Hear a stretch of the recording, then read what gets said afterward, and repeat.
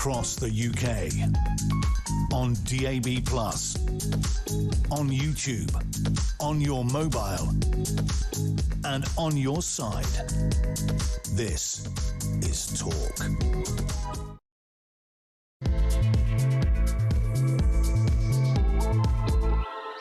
A very, very good morning to you. Welcome to the show. This is Talk with the Home of Common Sense. It's exactly 3 minutes past 10 o'clock, and we're at 11 o'clock then, wishing my hours away. No, absolutely not.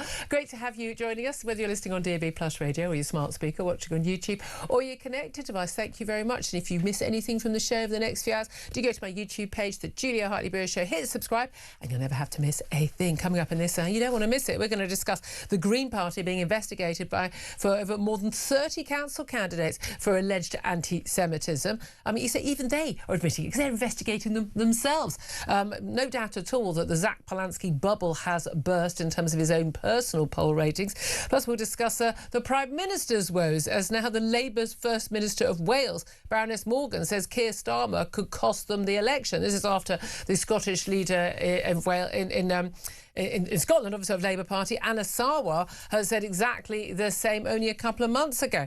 Also going to be talking about what the hell is happening in the Strait of Hormuz. Donald Trump has paused Project Freedom, as he called it, the operation to guide vessels through the Strait of Hormuz, because he says great progress has been made towards a deal with Iran. He says he's done it at the behest of the Pakistani mediators. However, the Iranians have claimed this is a great victory for them. So what the hell is going on? And a new poll has found that 2/3 of Gen Z adults, so I think the 16 plus to late 20s, are totally unaware what VE Day is. They do not know that VE, which stands for Victory in Europe, what that marks. And they really, how the hell you can finish, what is it, 14 years of compulsory education and not know that that's the end of the Second World War is a bit of an indictment not only of the youngsters but also of their parents and their schools. We'll be talking about that a little bit later as well. I'm delighted to say joining me today for the whole show is Philip Ingram, MBE, former senior military intelligence officer. You should have seen his face when I read that last bit out. Absolutely shocking, that, isn't it, Philip? Completely shocking. What the hell's going on in our education system? Well, it's a failure of society, and it's not just VE, it's history and understanding history. How can you understand politics and where politics has come from and how it's moved? And I bet they know all about slavery, though, don't they? And why we should pay reparations to the Caribbean countries. But they won't know the reality. They'll know whatever the spin is. Seriously, there's a reason. A lot of teachers go, oh, we don't get paid enough. No, you don't get paid enough because a lot of you, I'm afraid, are not doing a very good job. Yes. I'm sorry, you really, really aren't. Yeah. That is simple as that. The curriculum's bad if it's not teaching this. Yeah, I'm pretty sure it is in the curriculum. And if it isn't, someone needs to be taken out and shot. Exactly. Yeah. Quite literally taken out and shot. Yes, feel free to complain. I genuinely do think that. Let's talk about local elections tomorrow, because we can't talk about it tomorrow, obviously. Are there local elections on? There are local elections on. Now, I'd have never guessed. I say this in the context that we're all talking about it ad nauseum, okay? Yeah. And it's not just local elections in large parts of England. It's the whole of London. I think there's 6 moralities and various other parts. A lot of them actually big sort of county councils having elections, but of course the Welsh Senate elections, the Scottish Parliament elections. Yes. So we've got a lot of elections going on. Nevertheless, the vast majority of the country will not be voting. Mm-hmm. The vast majority of the country who actually are entitled to a vote tomorrow will still not be voting. Exactly. And it is important to remember that. Now, I think that's a travesty. I think that there should be compulsory voting, both at general and at local elections. Personally, I just think that is a small price to ask for living in a democratic state. You may find actually that people's real needs are represented rather better when everybody has a vote, but not under 18s because they're children. Those are my views. But here's the thing. I really don't care who you vote for, as long as you vote. I really have always felt very strongly about that. Genuinely, vote for who you want tomorrow, or maybe I do a postal vote, do what you want, but have your say. If you have a right to vote, people are still dying for that right. Here's the thing, though. We have seen the explosion of the Reform Party in the last year or so, not just at the general election, but their polls continue to go up and up. OK, they stabilised around the high 20s, but you know, what will happen at a general election. Lots of people are predicting in 2029, if it comes sooner, who knows, there could end up being a coalition government, either on the left or the right. We'll see what happens there. But there's no doubt at all, Reform are taking a lot of votes from the Tories. They're also taking quite a lot of votes from Labour in the Red Wall.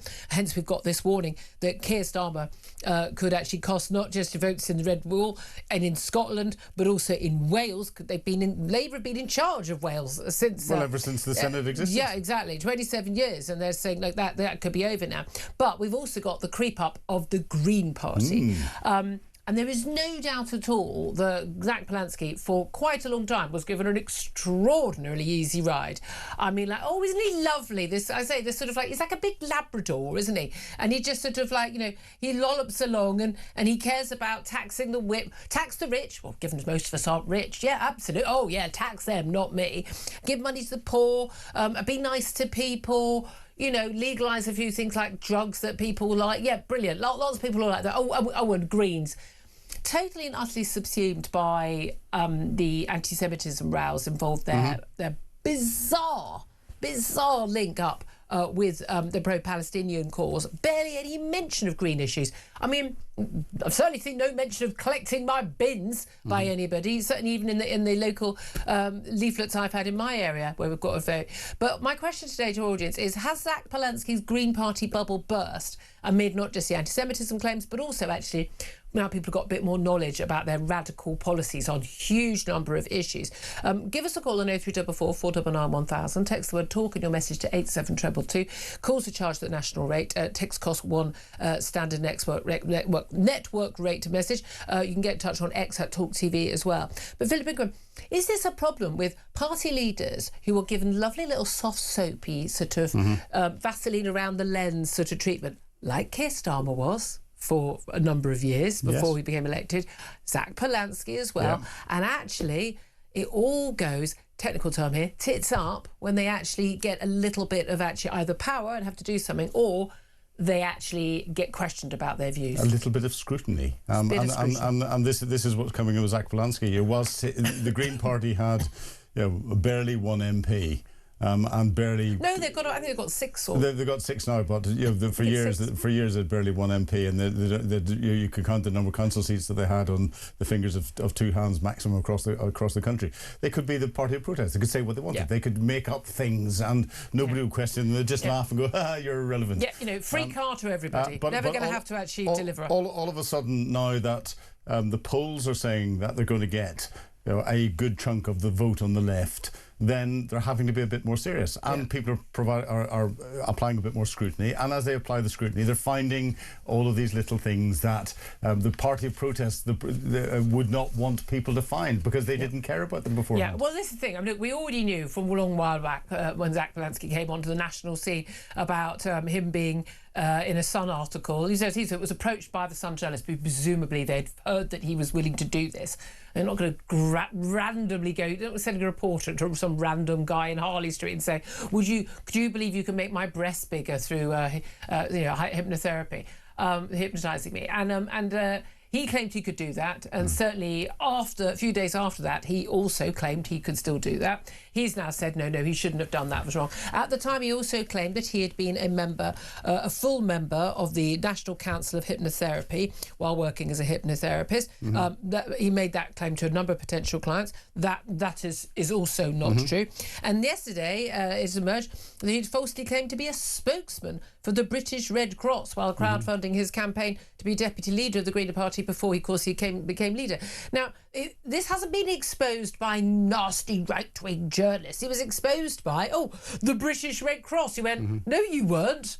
You were never a spokesman. Now, we've had, Labour cabinet ministers who've been confused about whether or not they were a solicitor or not. Now, I'm sorry. Or involved in running accounts. Rachel Reeves and her exaggerations. What was my job at HBOS? Yes. And how long did I work at the Bank of England? I find it extraordinary that people, A, tell lies about these things, B, that they don't think they'll ever be found out, and see that they think that when people expose them for these lies, that it's just, it's just scaremongering, digging and right. But the reality is, if you lie about little things like that, and bearing in mind he is an actor, he was a failed actor, among the things he's failed at, we are legitimately allowed to say, what the hell else do you routinely lie about? Well, exactly. And at the end of the day, if he is exaggerating something that he has done to create a better position for him that he can benefit from, that is fraud by misrepresentation. Full stop. Black and white. It's a criminal offence.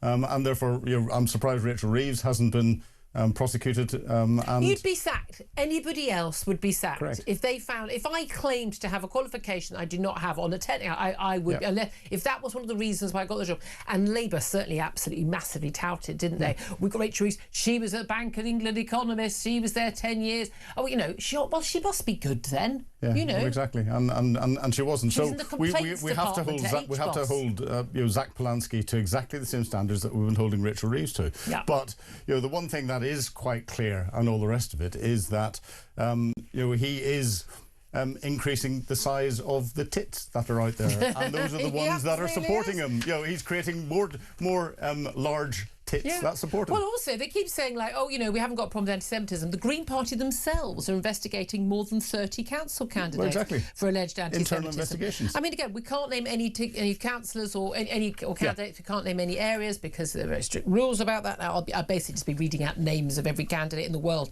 if we do that. But we're talking about claiming that Israelis and Jews are cockroaches, that they were behind the October 7th attack, that they were behind the 9/11 atrocities, that a terrorist who stabbed 2 Jews to death in 2016 was a martyr.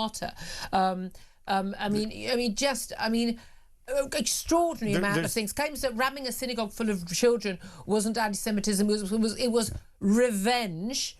Sharing a picture of a Hamas terrorist alongside the slogan "Resistance is freedom." I mean, really nasty stuff. Now, Zach Polanski did a big interview with BBC this morning, and he carries on with his usual nonsense about there being an ongoing genocide in Gaza. I mean, A, there wasn't a genocide. B, ongoing. I mean, most of Gaza is currently controlled by Hamas, so presumably you're claiming that Hamas is genociding the Palestinian people. I thought they were the resistance fighters for them, hey? But do you think that is the reason why we have seen the exposés of this? The poll ratings for Zach Polanski as a personality have absolutely plummeted. I mean, they were down 14 points over the weekend. A lot of this, many think, is his criticism of the Metropolitan Police after that anti-Semitic attack, or attack on 2 Jews, stabbing attack, and when the police were attempting to arrest the suspect, kick him in the head. Now, a lot of us were quite shocked, and on the next day, I asked a police officer guest, would this be normal form? Now, you're a trained military man. Yeah. When you saw that video, given the context, they knew this man was wanted for stabbing people, going on a stabbing rampage, and he still had the knife in his hand. Zach Polanski wrongly claimed this morning that he was handcuffed at the time. No, he wasn't. He wasn't. What did you make of that video? What do you make of Zach Polanski's criticism of the police? Well, Zach Polanski's criticism of the police, I'll start with that, was naive and misinformed. The police officers that went in, because the video went out, I suddenly went, oh, that's not going to look good. However, from the police officers' perspective that were going in, they had a suspect who had been accused of stabbing 2 individuals. They believe they stabbed them. They thought the individual had a potential IED in his backpack. Because this is often the form that they... Exactly. And therefore, if they'd been armed police officers, the immediate action drill for that is 2 bullets to the head. Not shooting at the mass, it's 2 bullets to the head. Because that's how you stop someone potentially detonating an IED. Yeah. They weren't armed, they weren't doing that, they'd use tasers. Tasers can cause you to actually push the button if you've got a click button on it. You want to render the individual unconscious as quickly as possible because that stops them from doing things. To render someone unconscious, you have to hit them as hard as you possibly can in the head. There's no other way of doing it. Kicking them in the head, perfectly legitimate. Thank you. And he knows what he's doing. We're armchair generals. He knows what he's doing. And again, that was interesting how the Metropolitan Police Chief came straight out, didn't he? Yeah. Certainly a lot of criticism about that. And again, also, and we'll talk a bit later about, the various different, frankly, insane green policies. Legalising all drugs, heroin, prostitution, you name it. There's another very worrying thing about this, especially whenever you get parties that rocket up like this. We've got a number of different countries around the world that are sitting watching our politics and they want to disrupt it. and the disruptors are getting in and influencing. And they'll influence individual candidates. They'll influence little posts that they put out. They'll influence other bits and pieces. So a lot of these individuals that are being investigated may well have been influenced by hostile nation states who are very, very good and very well trained. The bots are very convincing at manipulating things. It's not just the bots. Yeah. It's people will get in there, and there'll be money behind it, and there'll be deliberate activity going on. And why do foreign states? I mean, again, we talk about Iran. You know, Iran is sort of the issue. You know, behind the cost of living aspects of the latest rise that we've seen. A terror law is going to be brought in post that Gold Screen attack to treat Iranian proxies as foreign spies facing up to 14 years behind bars, even if they don't know that that's the person who paid them. Yeah, they won't. I mean, they won't. Simple as that. I'll tell you that people will barely be prosecuted on that.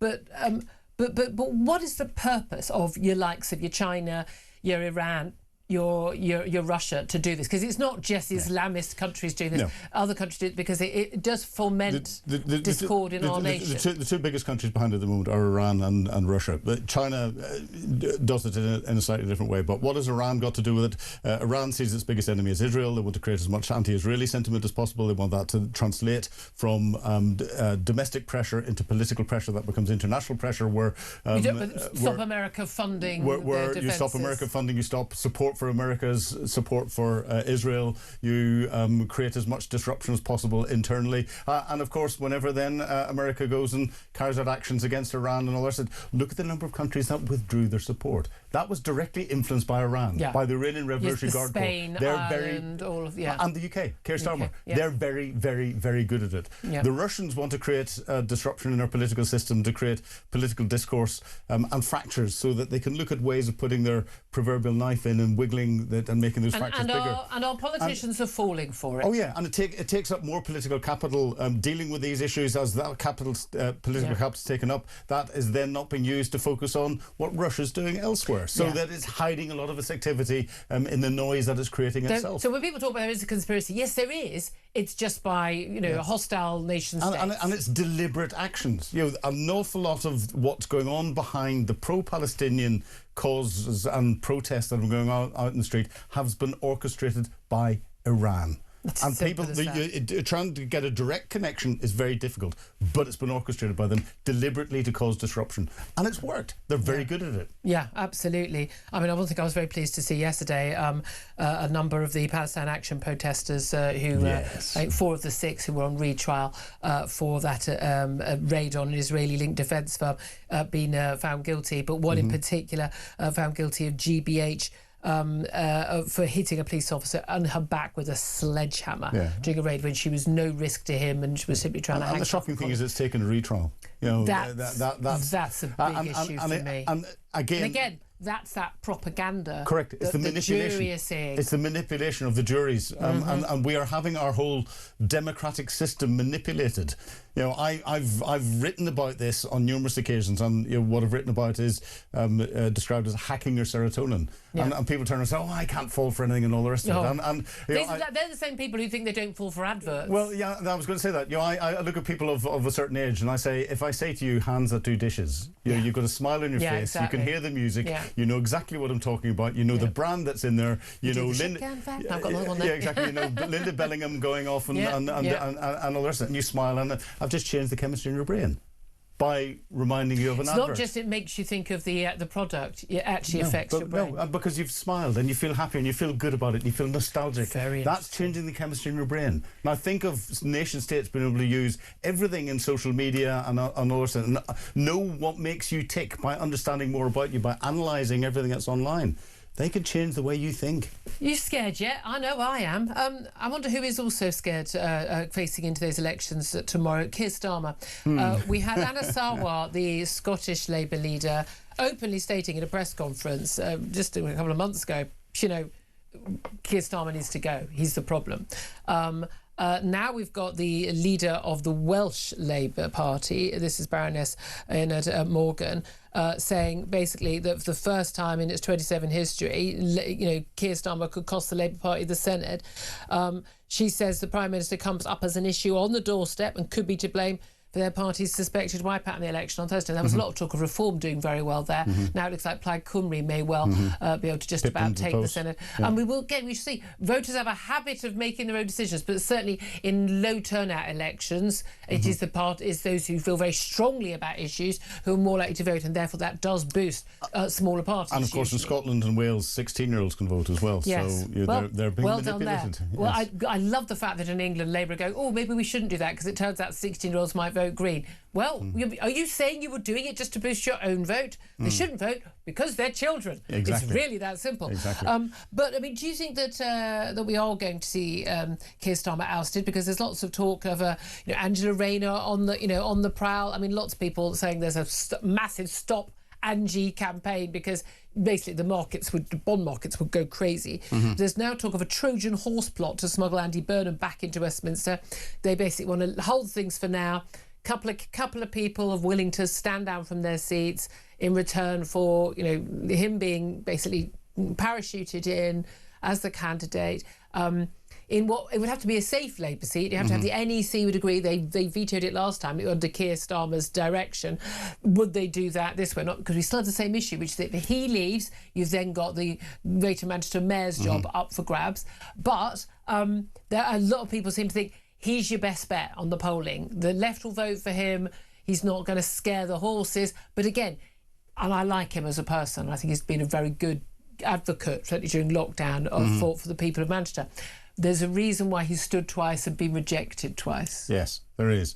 I think Keir Starmer is under danger. I think one of the problems that there is with our political system in this country, and a lot of this has been started by what the Labour attack dogs on the Tories when they were in coalition and then in power, is this desire to change the Prime Minister at every opportunity. Yeah. And that is not good for the country. However, Keir Starmer has not, with Keir Starmer goes his inner team. He has not covered himself in any glory whatsoever because he has lied to us at every occasion. 100%. And he's not acting in the national interest. And therefore, from a national interest perspective, he is dangerous to this country and he has to go. I think it's wrong that we do keep changing prime ministers, but I'm scared about where he'd take us if he stays in. With him, with Rachel Reeves and with Lord Hermer. What's interesting is the bond markets who decide our borrowing costs. And the bond over 100 billion a year, by the way. That's just the interest on those borrowing costs. But they appear to be a lot more worried about Rachel Reeves going than if she stays. No matter how useless she is, she's not as dangerous as, say, Ed Miliband. Well, yeah, part of the problem is what comes next, and this is where the bond markets will be getting really worried because Ed Miliband as Prime Minister or as Chancellor would be completely mad. Angela Rayner as Prime Minister. Oh, sorry. I say it'd be fun for the week it lasted. That's all I can say. Yes. Philip Ingram, thank you very much. Absolutely fascinating analysis from you, particularly of where we are with that foreign influence in our politics.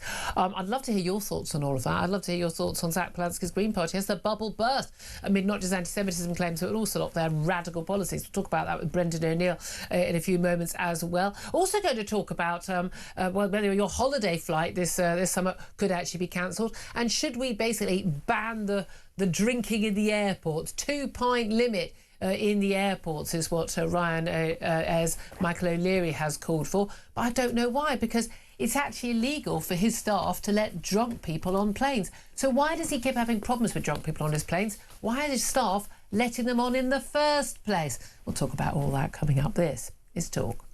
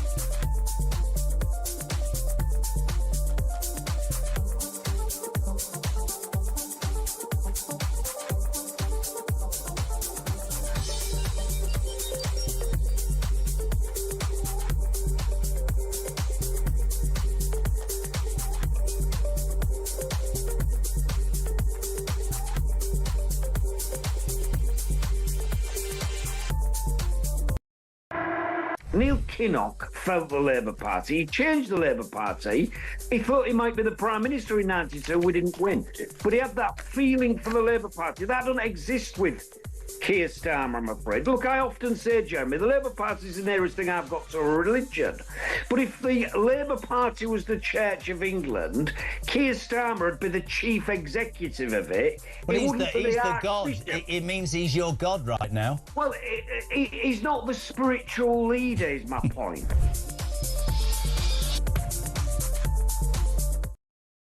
Across the UK, on DAB+, on YouTube, on your mobile, and on your side. This is Talk.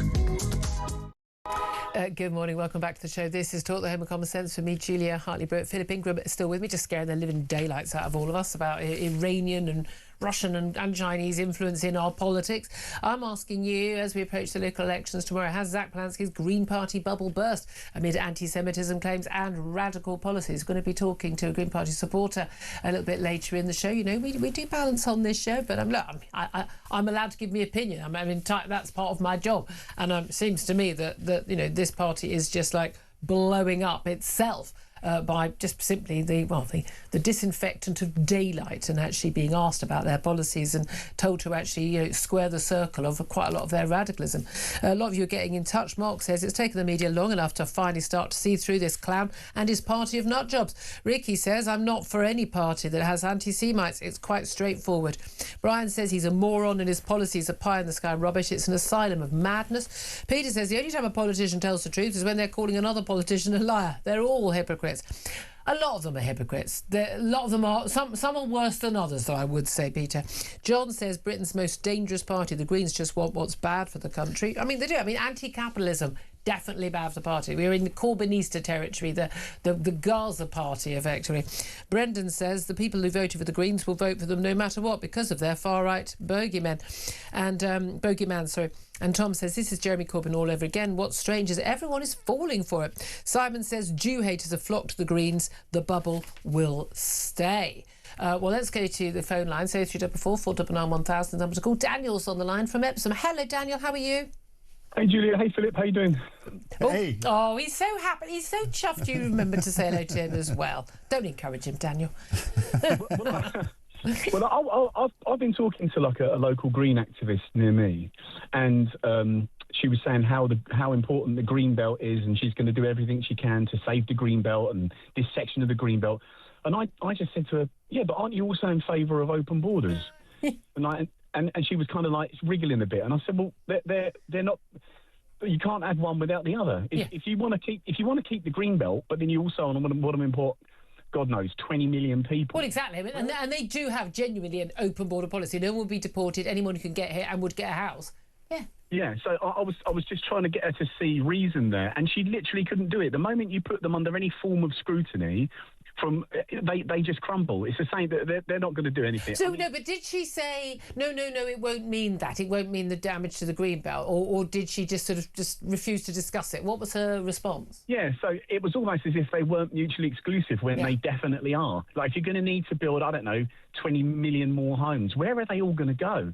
You can guarantee there's not enough brownfield sites, so it's just a misnomer. Bearing in mind, though, of course, a lot of the green belt is actually brownfield sites. They've just called it the green belt stupidly. But that's the thing, they don't think it through, and that's the pain. Again, even things like the wealth tax. Brilliant, let's get the wealthy to pay. This idea they're not already paying tax. They already pay a heck of a lot of tax. They're funding everybody else.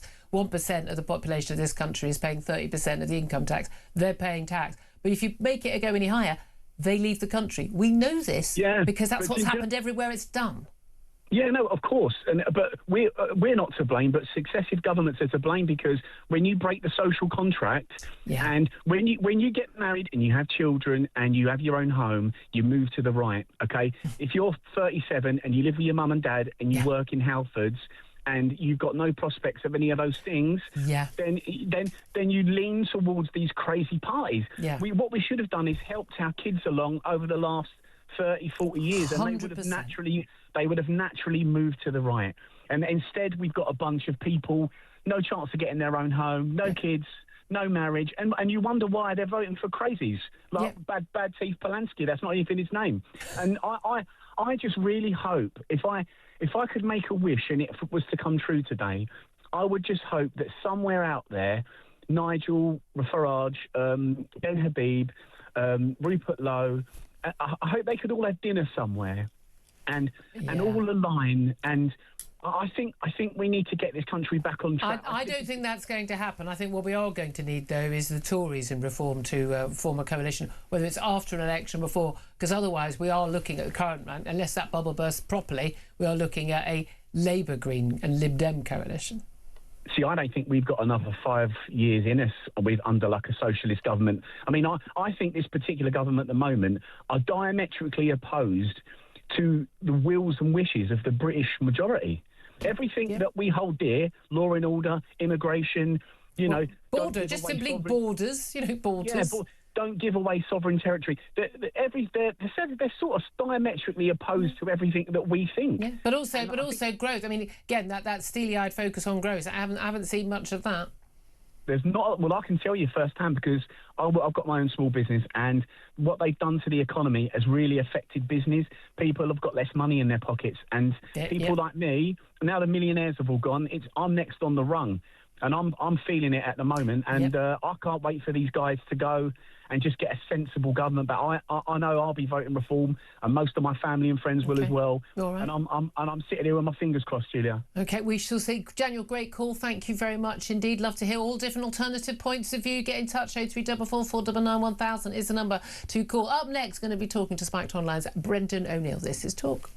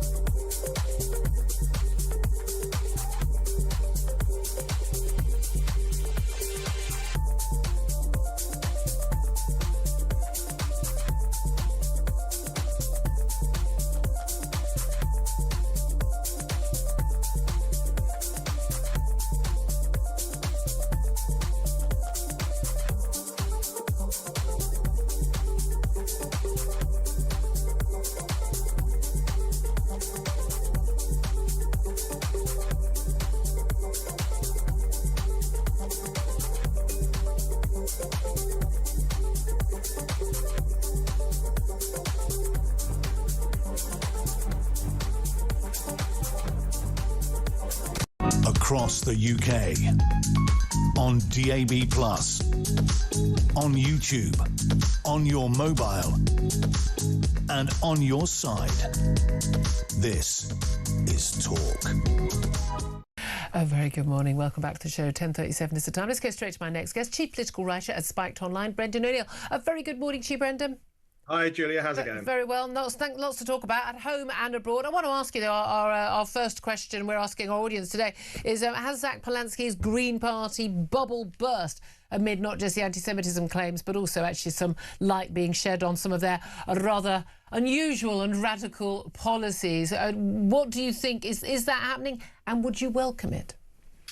Well, I would definitely welcome it, and I hope it's happening, but it's hard to tell at the moment. And what's scaring me right now is if there are significant numbers of people in this country willing to vote for a party, even with everything we know, even with all their crazy policies, the fact that Zach Polanski seems to be, not particularly familiar with the truth, and also, not to mention the anti-Semitism. This is a party that had candidates that referred to Jews as cockroaches, that said Jews are instructed by the Bible to kill children, that said that the Jews made up 7th of October just for financial gain.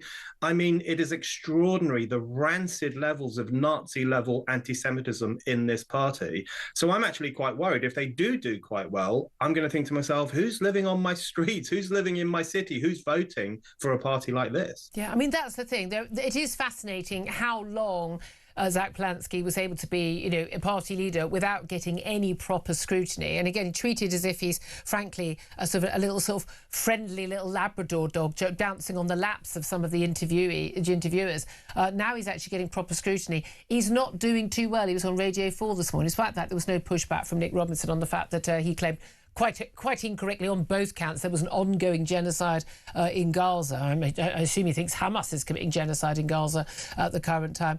But there's no pushback on that. Maybe that's BBC policy, isn't it? Just pretend there's a genocide that doesn't actually exist because they don't do facts anymore. But actually getting some pushback on his claims that he worked as a spokesman for the British Red Cross, which he didn't. I mean, I've never accidentally claimed to have had a job I never had, claimed to have been a member of the National Council for Hypnotherapists when he wasn't. Of course, this on top of when he worked as a hypnotherapist, claiming that he could make a woman's breasts larger simply by, hypnotising her. I mean, the litany of things that he has claimed, which simply are not true, is getting rather worrying. And then also his absolute insistence that, there isn't an anti-Semitism problem in his party, despite the fact his own party is currently investigating 30 council candidates, let's not name any candidates or any constituencies, but 30 council candidates for some of the most outrageous anti-Semitic tropes and slurs, calling Jews rats, vermin, celebrating the October the 7th massacre, when it was long after it was well known what had happened on that day. I mean, it's only in the last, say, 2 weeks that there's actually been proper scrutiny of him. And you know what? All his supporters are saying, oh, my God, the media is out to get him. The billionaires want to bring him down. I'm sorry, guys, this is called democracy. We hold people to account, especially people who want to hold office of some sort. He's been held to account. As you say, it was a long time coming, but finally the media are asking questions about this, I would say, a snake oil salesman, the kind of dodgiest showman in British politics who says things about himself that don't seem to have been true about the Red Cross and the Hypnotherapy Council, but also leads a party which is just rife with bigotry. The Green Party and their lefty supporters for years have been saying that the real dodgy fascist party in Britain is Reform, sections of the Tory party. We now know that the Greens are the true nasty party of 21st century British politics. This is a party with a lot of racists in it, with some crazy policies, with bigots seemingly everywhere.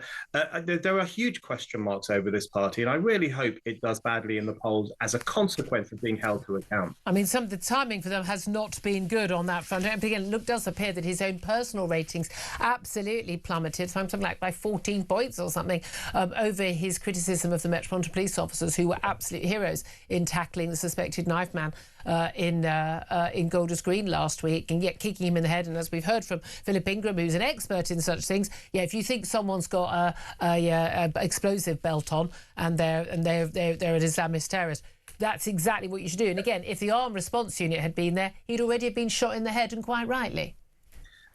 How out of touch do you have to be with ordinary Brits to complain about the fact that a man with a knife who had allegedly just stabbed 2 Jewish people was forcefully disarmed? As you say, those police behaved heroically. In fact, I found it very inspiring. that there are still young coppers who are willing to risk their own safety to disarm a dangerous person and to protect ordinary citizens. That was really heartening to see. And the Community Security Trust guys who were absolute heroes. I mean, they don't even have the tasers. Absolutely. But, you know, the other thing we got to talk about in relation to all of this, it's unquestionable now that politics, the kind of politics being promoted by the Greens and the Palestine lobby and the left more broadly, it seems to me unquestionable that it is endangering Jews in this country. Because if you march through our streets every other weekend calling the Jewish state a Nazi state and showing the Star of David mixed up with a swastika and saying that everyone who supports Israel is a genocidal freak, which, by the way, includes most British Jews who identify as Zionists, then you are hanging a target sign around the necks of Britain's Jews. And that is just unquestionable now. We've got to really tone down this rabid anti-Zionism and anti-Semitism. Yeah. And we're often told, well, you know, anti-Semitism and these horrible things happen as a result of horrible things done by the Israeli government. The evidence is very clear, actually. The spikes in anti-Semitic attacks, whether it's in Britain, whether it's in France or Germany, whether it's in Australia, those spikes happen completely irrelevant to anything the Israeli government has done or not done. They happen after other anti-Semitic attacks. So the more anti-Semitic attacks there are, so whether it's Bondi Beach, whether it's October the 7th, whether it's the Heaton Park synagogue attack where 2 men died in Manchester last year, it is after those events that more anti-Semitic attacks are prompted. So let's stop that nonsense that these are people who care about babies in Gaza. That's a load of claptrap. They just want to hurt Jews. They should be a bit more honest about it, say the quiet bit aloud. You said, it's interesting, you talked about Zach Polanski as a snake oil salesman. I think of him more as a useful idiot. I don't think he's clever enough to be a snake oil salesman. You could be right there, actually. He is a bit dim. Are we allowed to say that? He's not the brightest spark. Pretty sure. He's in the box. He might be a bit too dim to be a snake oil salesman. I think he's a bit of an opportunist. I mean, this is a man who was a Lib Dem 5 minutes ago and who wanted to be an actor at one point, and as you reminded us, thought he could grow women's breasts through hypnosis. Worked for me, Brendan. It worked for me. He's floated through so many crazy policies and crazy acts and different professions. He looks like someone who loves the stage and loves the sound of his own voice. And the problem for us is that the rest of us don't really like the sound of his voice. So we're in trouble. Yeah, absolutely. Someone else who perhaps has been exposed for what he really is, and again, did not get the proper scrutiny before he got the top job, and that is the Prime Minister, Keir Starmer. We were told only a couple of months ago by Anna Sarwar, the Scottish Labour Party leader, that Keir Starmer had to go. Now we've got Baroness Morgan, the Welsh Labour leader, basically saying Keir Starmer's name comes up on the doorsteps and he could cost the Welsh Labour Party the election tomorrow in the Senate and lose them control of the Senate. Plaid Cymru very much looking like they could take it by just over the line. Reform doing very well there as well. Do you think that's also the issue? There simply wasn't enough proper scrutiny of both Keir Starmer and indeed you could say his Chancellor, Rachel Reeves, given what's been exposed about her CV and the large holes in it and the big blatant open lies in it that would have got anyone else, the rest of us would have all been sacked for those sort of lies in our CV from any job we had, but she's still in the job. Do you think that actually Keir Starmer, having been in the job only 22 months, it may feel like 22 years, but it is only 22 months, that actually he has also been exposed. And this is something that we really need to do. We need to have proper scrutiny, not just of politicians' policies, but of politicians themselves before they get the top job. Absolutely right. And it seemed to me that so much of the liberal media in particular just went on holiday when Starmer became PM. They thought, oh, great, our work is done. We've got someone like us in Downing Street so we can relax. We don't have to hold his feet to the fire. And they gave him such an easy ride. And in fact, so many of the columnists, the kind of big hitting columnists and reporters, gushed over him. They were, oh, the adults are back in the room. Common sense has returned to British politics. Now we know that actually this has been an incredibly chaotic government. It's lurched from one scandal to another. It doesn't know what it's doing with the country. But, I think that the prospect this week that Labour will do very badly in Wales and potentially very badly in London. In Wales, it might lose out to Reform and to the Welsh Nationalists. In London, it might lose out to the Greens. This is a potential death blow for the Labour Party because the Welsh heartlands is where the Labour Party was strong for a century, from the pit to the pulpit. It was all about Labour. And of course, in London, amongst the middle classes and the public sector workers, Labour was the party. They might even lose there. So they've lost the Red Wall up north and in the Midlands. They could lose Wales. They could lose London. This is a party in absolute freefall, and it doesn't have much of a future. No, well, we shall see what happens there. Do you think we are going to see a Labour Party leadership challenge, and how soon? And how do you rate the chances of, Andy Burnham getting back in, Angela Rayner's chances, Wes Streeting, Ed Miliband being our next Chancellor Whittle. What are the runners and riders doing in your view? I mean, what a motley crew. It's not encouraging, is it? No statesmen, no stateswomen, none of those kind of great leaders of old, which I don't just mean the obvious ones like Churchill and Thatcher. I mean great Labour leaders of old, you know. Where's your Healy's? And even someone like Tony Benn, and people will have had a million disagreements with him, but he was a great orator, he was a great leader, he had passion and vision. That's why lots of people lined up behind him. They wanted him to be leader of the Labour Party at one point. You know, Barbara Castle, Peter Shaw, Michael Foot even. Everyone made fun of Michael Foot in the 80s, but looking back now, he's brilliant. He's a giant. Yeah, and so there's no solid leaders, and what a sign of the times that is. And everyone says Andy Burnham, the king of the North, will sweep in and fix Labour. I'm not convinced by that either. It does seem that he's the most sensible of all the options, but I'm not convinced he's got the magic touch and he can rescue this party from the doldrums. Well, it's interesting. He's the most sensible one, we say, and yet he did also say a few months ago, it doesn't matter what the bond markets think. I'm paraphrasing, but I have a horrible feeling the bond markets might be the ones who decide that. Brendan O'Neill, so much to talk about. I mean, we haven't even got ready to reform the Tories. Time is against us, but always good to get your thoughts on all of these things. Chief Political Writer at Spiked Online, Brendan O'Neill there. Quick response from you, Philip? Well, Brendan's talking a lot of sense. I think your political system at the moment is in such turmoil that it's going to be very difficult to predict what's going to happen. It's going to be very difficult to work out what path we're going to go down. Yep. Keir Starmer is just going to get worse and worse and worse. Yeah, it's just fascinating. I mean, again, he's the only person who doesn't realise he's finished. 10:48 is the time. Up next, we're going to be talking to historian Dr. Philip Kisley about the absolutely outrageous new stat that 2/3 of Gen Z adults, so those ones in their late teens and 20s, don't actually know what VE Day actually marks. How terrifying is that? That's up next. This is Talk.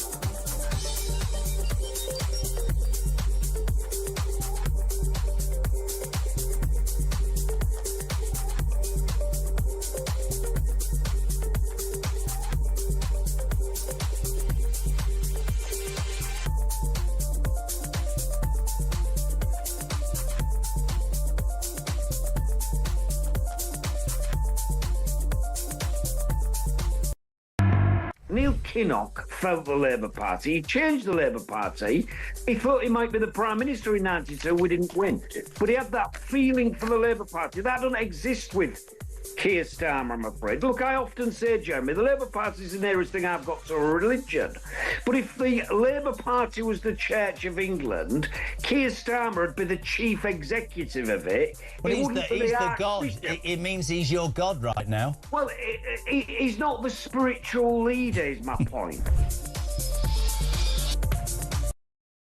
Across the UK, on DAB+, on YouTube, on your mobile, and on your side. This is Talk. A very good morning. Welcome back to the show. 10:52 is the time. Let's talk right now about, events coming up very, very soon in terms of marking, Victory in Europe Day.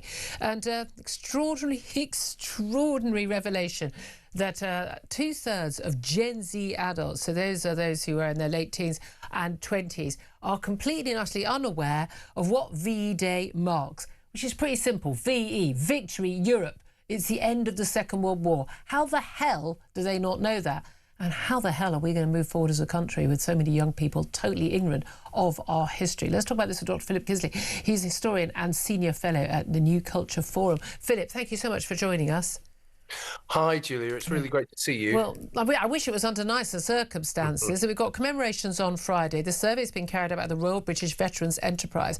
They found that just 63% of non-Gen Z adults know what the occasion marks. Now, I'm sorry, that is absolutely terrifying. 36% of Gen Z adults, and the public just generally don't know this basic stuff. I mean, this is surely seared into every British person's memory from the day they go to school, isn't it?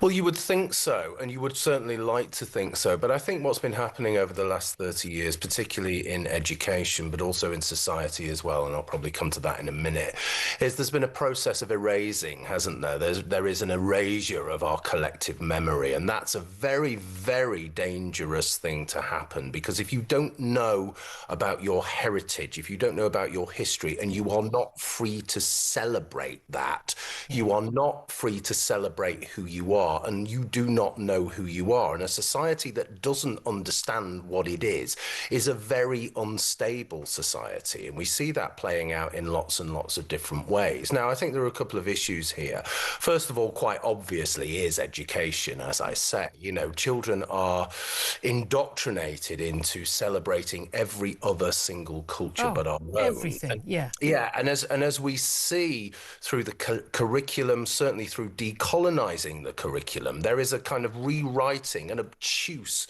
rewriting of history that just presents Britishness and Englishness as the villain, and every other race and culture is heroic. And within this country, the only way children can look at history is to view marginalized groups as somehow heroic, fighting back against the establishment. Now, history isn't about heroes and villains. History is messy, it's complicated, but people need some kind of national myth. They need something to pin their hopes for the future on, because they can look back at the past and say that. But it's, you say and the Second World War. Sorry, it's not a myth. No, but it's part of our identity. It's our story. It's our broader story, and it's something to celebrate because it latches on, as I keep saying, to who we are. Now, that it's very important, isn't it, that first of all, they tried to demonize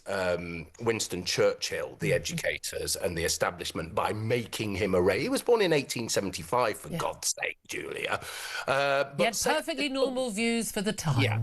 But they couldn't demonize him in that way, so they've erased him. They've disappeared him, and that's what they're doing with our history. And that's why kids today, and adults as well, Julia, do not know what VE Day is. Yeah, I mean, it is extraordinary. I've been listening to a podcast about Queen Elizabeth I, just sort of, casual listening. And I'm always amazed, having gone to a comp school, how little history, for somebody who's got a history A level, I know about particularly our own country, because so little of it is taught. We're not taught sort of through the ages, the kings and queens and things and the key things.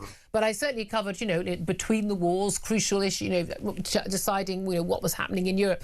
But it seems to me this is like just such basic stuff. This is sort of, this is in the top 10 facts that anyone who's gone to school in Britain should know. And it makes you wonder, what else are our kids not being taught? I mean, 2 + 2 = 4? Yeah, I mean, there's a whole different set of values. I think that what we understood when we were children, our generation, of what was correct, what was true, in fact, fact, what was objectively true has constantly been eroded away. Now, there's a whole different set of values which are just abstract and fundamentally untrue. So now children will be indoctrinated into thinking that men are women and women are men. They will be indoctrinated into thinking that the British Empire is the last word in evil, all of those things. So I think there's something very profound happening here, and it's almost like a kind of revolution, isn't it? People think that revolutions happen when there's a red flag raised above the post office and people march in the street. No, there's been a long march through the institutions over the last 30 or 40, 50 years, you could say, which has been an attack on national identity in particular. And we are seeing that played out now through absolute brute ignorance in our young people. Well, again, people being ashamed of or intimidated by their flag of their country. I think a lot of this comes down to moral relativism. The idea, again, that, there was good and bad on both sides in the Second World War. No.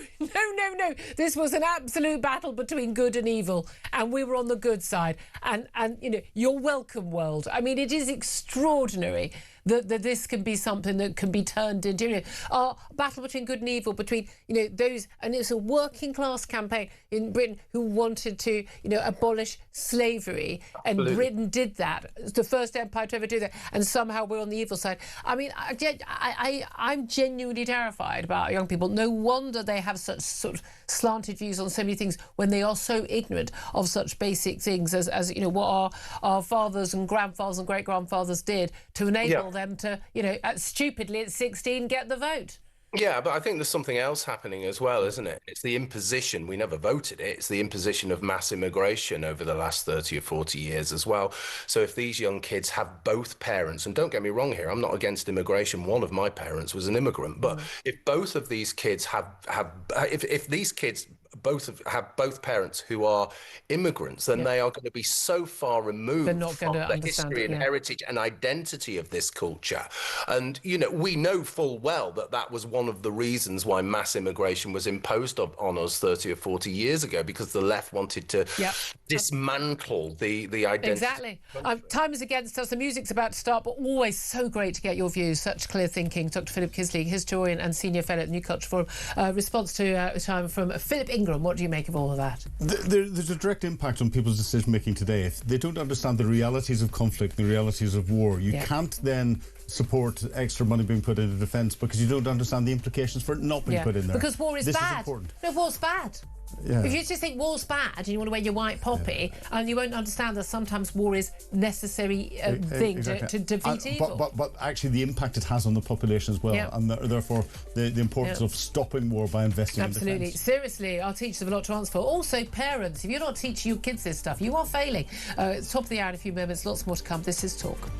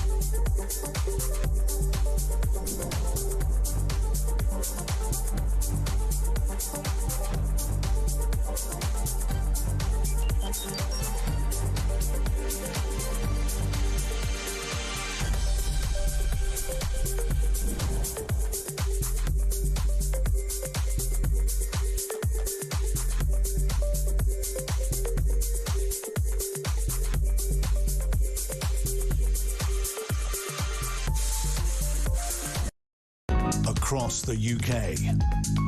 On DAB+. On YouTube. On your mobile. And on your side. This is Talk.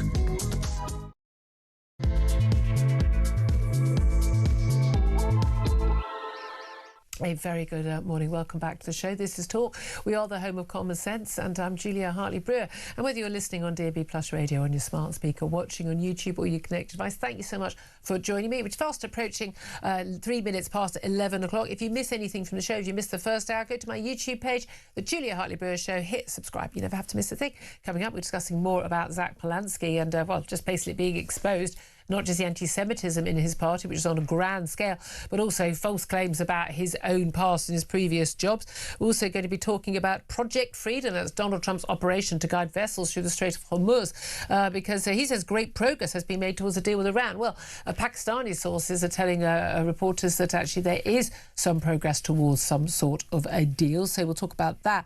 Plus, airlines have cancelled 13,000 flights scheduled to run this month in an effort to conserve increasingly scarce jet fuel. Will this mean some of our summer holiday plans are curtailed? And should we ban the early morning pint in the airport? Why is Michael O'Leary so upset that he's got drunk passengers getting on Ryanair planes when his own staff are legally not allowed to let drunk passengers on planes? I've got no problem with drunkards not being allowed on planes, but it's kind of up to the airlines to do that. We'll talk about all of that and plenty more. Besides, delighted to say, joining me today is Philip Ingram, MBE, former senior military intelligence officer. I'm sure you've got on a plane or two with a drink inside you, have you not, in the ears? Well, that's a yes. If there wasn't inside then, maybe on the aircraft. And actually, I was on a trip, a military trip with a very well-known airline, and we had several hundred people from our course on it, and we drank the plane dry. Oh, well played, completely. Well played. I hope you didn't cause any trouble. No, none whatsoever. Just checking. That's the key thing. There was lots of dancing in the aisles, and the staff were dancing with us as well and having a great time. Always bodes well. I don't think you're going to be the most responsible person to talk about on that topic, but you can talk to Michael O'Leary. Lots to talk about, though. Local elections tomorrow. And the question I'm asking our audience today, I'll put it to you again with all the details to get in touch, but has Zach Polanski's Green Party bubble burst amid anti-Semitism claims and radical policies? Give us a call, 0344 499 1000. Text us on 87222. Get in touch on X at Talk TV. Calls to charge the national rate. Text costs one standard network rate message. Philip Ingram, we'll spend a little less time on the Greens in this section because we've got a Green Party guest coming up in this hour. But, I mean, do you think that actually their bubble has burst? And these claims about Zach Polanski's job. He wasn't a spokesman for the British Red Cross, as he claimed when he was crowdfunding to fund his deputy leader of campaign before he became leader. He wasn't a full member of the National Council for Hypnotherapy when he claimed to be able to hypnotise a woman into having bigger breasts. I mean, I was liking him on social media yesterday. He was an actor previously. Maybe an actor still now, you could argue, that, you know, he's competing with Mr. Ben. Are you old yes, enough to remember Mr. Ben, yes. Everybody? You're old enough. People kept telling me, don't ruin Mr. Ben for me. Cartoon when I was a child, this guy who just wanders into a costume shop and then he goes to the changing room and he comes out and he's basically, he's a knight at the round table, or he's an astronaut, or he's a deep sea diver, or whatever he is. But he changes into a costume every 5 minutes. He does, but you are ruining Mr. Ben by comparing him to Polanski. But sorry. you know, the Greens you've rocketed out of nowhere, and when you're doing that, there's no substance behind them whatsoever. So they're rapidly just shoving people into different places, and therefore, as soon as you put more scrutiny, you put them under that lens, you're going to find lots of things, and they're going to fall apart. And people are going, well, I have to have a protest vote somewhere. The Greens are brilliant. We love everything green. Oh, well, I haven't talked about anything green. Isn't the view that we want a protest vote so lots of people move on the right going to reform, and on the left saying, well, but the Green Party are a nice party because they care about, you know, trees, and therefore they're a nice party to have a protest vote. Have you ever heard them talk about trees or? I tell you, I have not heard a single green policy mentioned. There isn't any. And you know, I heard a debate yesterday where he was assuming that everyone would automatically think that because of the Green Party, all of their policies were green anyway. So he was focusing on other things that were important. He's making it up. And as he gets put under more and more scrutiny, people begin to realise that actually he's just making it up. I mean, again, they keep saying they're under attack. The Green Party themselves are attacking themselves. They are investigating 30 different candidates. Yes, I know there are many hundreds who are standing. However, 30 candidates have been probed over anti-Semitism. That's just the public stuff. That's the stuff they proudly put on social media, calling Jews rats or vermin, claiming that the attacks on the ambulances in Golders Green was a false flag, claiming that the Jews were behind October the 7th attacks, 9/11 attacks as well. I mean, you name it, everything. Saying that ramming a synagogue full of children wasn't anti-Semitism, it was revenge. Calling the Hamas terrorists resistance is freedom, slogan. I mean, there's no doubt at all they have an anti-Semitism problem, but this shouldn't be a surprise when this is a party that's supposed to be tree huggers and all right on. They embrace trans activism, so everyone's got green hair and blue hair and thinks they're non-binary and pansexual. And they want Class A drugs to be free Class for A everyone. Drugs, not just cannabis. Not just cannabis to be legalised, but heroin to be legalised. Not free, but legalised for everybody. But also what I think want to ban smoking. So I mean, it's a complicated world here for them, Philip. But when they have allied with the blatant anti-Semitists in the pro-Gaza movement, the Islamist pro-Gaza movement, which is not pro-Gaza. They couldn't give two hoots about babies in Gaza. What they care about is destroying Israel and killing Jews. That is what the Islamist movement is about. That's what Iran's about. That's what Hamas is about. Hezbollah is about. And they signed up to all of that. I mean, we always laugh about, queers for Palestine and things like that. Like, good luck. Why don't you go to where you think Palestine is and see how that works out. With a rainbow flag and see how long you survive. But do you think this is always going to happen once we had the disinfectant of sunlight? Because for as long time, Zach Polanski was treated, as I say, like a Labrador, and little cuddly Zach, the nice Green Party, and the soft soaping interviews he's been having over radical policies which would bankrupt the country. Forget the anti-Semitism, but would bankrupt the country overnight. And he's been given soft soap interviews. Is it because actually large parts of our media, they kind of sympathise? Well, yeah, of course it is. And we've seen them sympathise with the pro-Palestinian protests and with everything else that's going on. So he has been given an easy ride of it. But now that, as you say, the sunlight is being shone upon his being and everything that there is underneath it, he's being found out, and people are beginning to realise. So he will keep a level of support because people will go, oh, well, he's better than the current lot, so I'm going to keep my vote there no matter what. But he's not going to get that massive rocket. Well, I mean, we're seeing, like some of the policy, they always go on about this wealth tax, 1% on assets above 10 million. Look, I'm pretty much sure. I think I might know someone or two who might listen to my show who might have assets worth 10 million. And well played to you, sirs and ma'ams. But a wealth tax of 1% on assets over 10 million quid. People who've got assets over 10 million quid, remarkably mobile, they're gone. Correct. They're gone. Net zero and zero carbon electricity by 2030, 70% from wind. We are sitting in the dark and the cold for the winter. Full stop. £15 an hour minimum wage for all ages. Well, that would be great, except the fact no one's going to hire an 18-year-old or a 17-year-old to do a job. And there'll be no businesses left. When they're going to... They can't afford... Business is already going under with having to pay the minimum wage as it is currently, and it's, 10, 11 quid an hour. And paying for the national insurance on that. A holiday tax on frequent flyers because, my God, they don't want us to have fun. A 55 mile per hour speed limit on the motorway. We just won't get anywhere. A 4-day working week, still paid for a 5-day working week. Don't have a go at me. I took the pay cut to work a 4-day week, so don't give me that nonsense. But again, we're just going to pay everybody 100% of their pay for doing 80% of their work. Well, I mean, frankly, I think in the civil service we already do that. Well, yes. I'm not sure it's working out well. A 10-to-1 pay ratio between the highest and lowest paid employee, because that would be brilliant. Because if you run Sainsbury's, you can't be paid more than 10 times more than the bloke working on the shelves or the woman on the till. I mean, seriously. The company, those people are not going to get pay rises. Those companies won't function. People will leave the country who are good people. Leaving NATO, dismantling Trident. So, brilliant. No defence whatsoever. And spending more on foreign aid than defence. Oh, yeah, and the small point of completely and utterly open borders and giving everybody who arrives here a house and no deportation. Oh yeah, and legalising heroin, decriminalising drug possession, and also legalising prostitution as well. I mean, it's going to be a brave new world. That's all I can say. Yeah. Well, number 10, there'll be some good parties there, and some questionable individuals invited, giving the entertainment for all of the guests. There absolutely will, won't there? But have a look. There's no doubt at all the people who are most worried about the Green Party doing well, I'd say, as our Jewish population of the country. But then the Labour Party, Keir Starmer. Is facing really one of the biggest tests he's got in terms of his future. The idea is, being genuinely, he's going to be ousted. There's going to be a leadership campaign soon after these elections.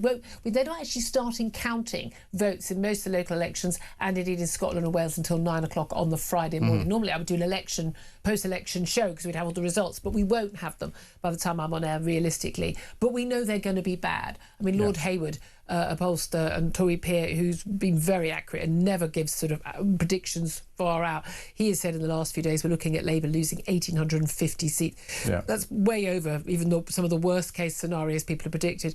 Tories losing 500, about a third of their seats. This could be absolutely apocalyptic for Labour, losing Wales, no longer the second and possible contenders against the SNP in Scotland, losing a load of seats in London, one of their strongholds, and of course the Red Wall. They've already lost a lot of those already. This could be the end for Starmer. Do you think he will face an almost immediate leadership challenge or not? Well, I think for leadership challenge possibly, but I think what will happen after these elections is that a lot of the Labour MPs that have come in, who are first-time Labour MPs, will suddenly go, oh my goodness, looking at what's happening in my constituency, that means I'm in for one go. I'm already 2 years in to 4 years. Therefore, if I'm going to make my mark and have the potential to stay, I'm either going to jump ship, so some may jump ship, or I'm going to just do what I want to do for my local constituents, to hell with what the Central Labour Party is saying. So we're going to see rebellion after rebellion after rebellion on the backbenches. So it's going to beat the government apart, and we're going to have... And they're already facing rebellions. Exactly. We're going to have the next 2 years of our politics shaking itself to pieces. Well, there'll also be an element of a scorched earth policy, which is why if we're only going to be in until 2029, although I still think they're delusional enough to think... Bearing in mind, you've got to remember the left largely live in complete and utter bubbles in a way that people on the right don't, simply because we have a media that is so on the left. People pay for people on the left. And we've got, exactly.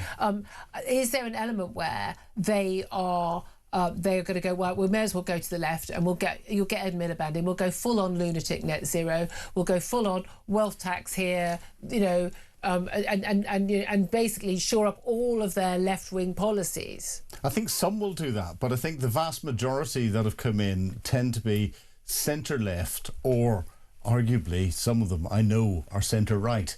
And a lot of new MPs are not. They're the ones who think you shouldn't even cut welfare spending increase by 5 billion. That's how lefty and mad they are. There's that big chunk that are in there, and they're the Corbynista side of things, but there's also a big chunk that's in there who are much more centrally focused, and they're going to be going, I want to achieve something so that I've got a bit of a legacy that my local community can say, I did good for you, Gov. Oh, they don't care about that. Oh, some of them do. Some of them might do. I don't know. I mean, they may not be able to do very much, have much choice, really. The UK borrowing costs are soaring over this leadership. Extraordinary thing. The markets are saying, the bond markets are saying, we think it's a really bad thing, you might get rid of Rachel Reeves. Not because they think Rachel Reeves is any good, because we currently have much higher prices to borrow for the government. But they think that, it could only get worse, because all of the candidates seem to be suggesting Ed Miliband as their chancellor, which is properly mad. Oh, completely mad. But actually, whether the markets are looking at a potential change of government, or whether the markets are actually going, let's look at the current policies and how those policies could be taken forward, no matter who's in there, they're going, the current policies just aren't working. We've got the worst borrowing rates, and predicted to get even more worse than...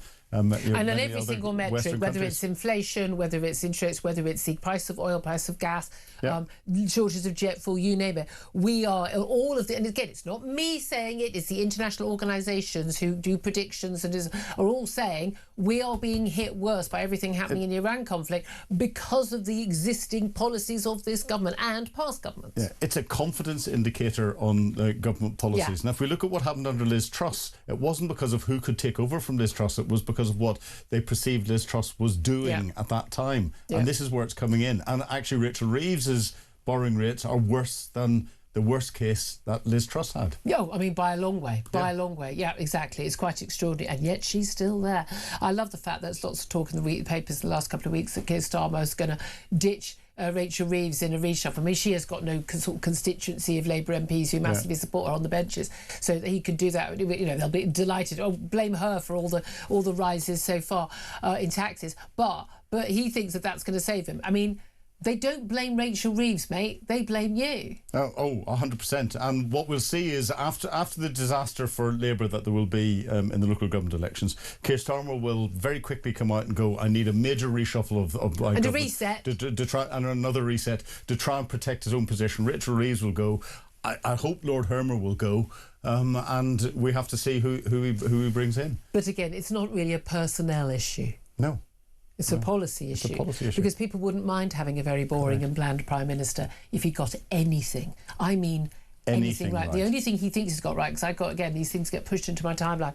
Here's him putting out, like, you know, Kemi Badenoch and Nigel Farage were supporting Trump on this war in Iran. I made the right call. He had a tiny little blip in the polls that for once people thought he'd vaguely accidentally stumbled on the right policy. I still think he didn't.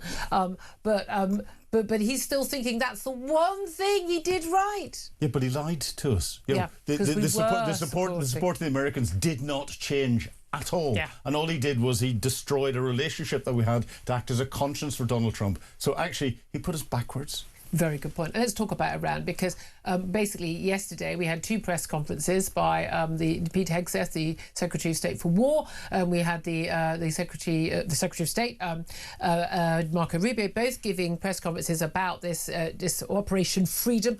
God, I love these names of these operations in the Strait of Hormuz for the American warships to escort these some 2,000 ships, including 100 plus 200 tankers, out of the Strait of Hormuz to freedom.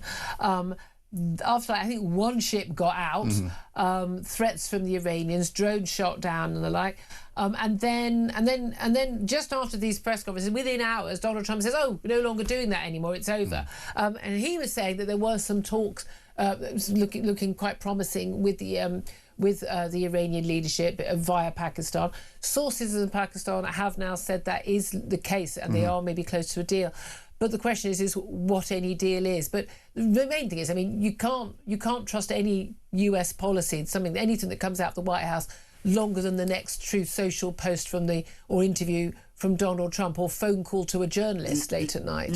You can't, but we have to sort of sit back and let negotiations go on behind closed doors. It's not going to come out in public. And if Donald Trump had started to escort the tankers through the Strait of Hormuz, Iran would have wanted to retaliate and to try and sink some of them and sink US warships. That would have resulted in the United States having to carry out a massive military action into Iran again. An overwhelming action, probably bigger than he's done beforehand. Yeah. And therefore, we'd have seen immediate escalation. If there are... deaths of American servicemen and women. Yes, and deaths of Iranian civilians as well. So, and then Iran would have responded by attacking across the Middle East even more, so it would have blown it up. So if there's the potential for talks to try and deal with this on the back of the threat that Donald Trump has put in to do that, you have to give that an opportunity. You have to give it a chance. Yeah, I mean, this is the best hope, is that we do want this then. However, we also want Iran never to have access to a nuclear weapon. 100%. Realistically, whatever the Iranian leadership say they are going to do, there's no reason to believe a single word they say. No. And the one thing that we can guarantee that they're doing is they will play for time, because they don't care if they keep the Strait of Hormuz closed for 6 weeks, 6 months, or 6 years. And in fact, even if their blockade is blockaded by the Americans and therefore costs them, was it $500 million a day? They don't care. But that does impact that. Well, they don't care about the plight of the Iranian people. Yeah. But that does impact the Iranian leadership, does it not? Or are they completely insulated from this? Well, they're as insulated as they can be from this, because they've got smuggling routes to get things out. They know that they're already taking tankers over land borders. They know it's going to hurt the West much more, and they know that from a political perspective, they haven't got political threats against them. Whereas in the West, Donald Trump's going to be gone in a couple of years. Keir Starmer is going to be gone in a couple of years. Macron is Macron is gone. The only area that they will be focusing on are the Middle Eastern leaders who are in monarchies, and they don't have the same sort of electoral processes and everything else. So that will concern them.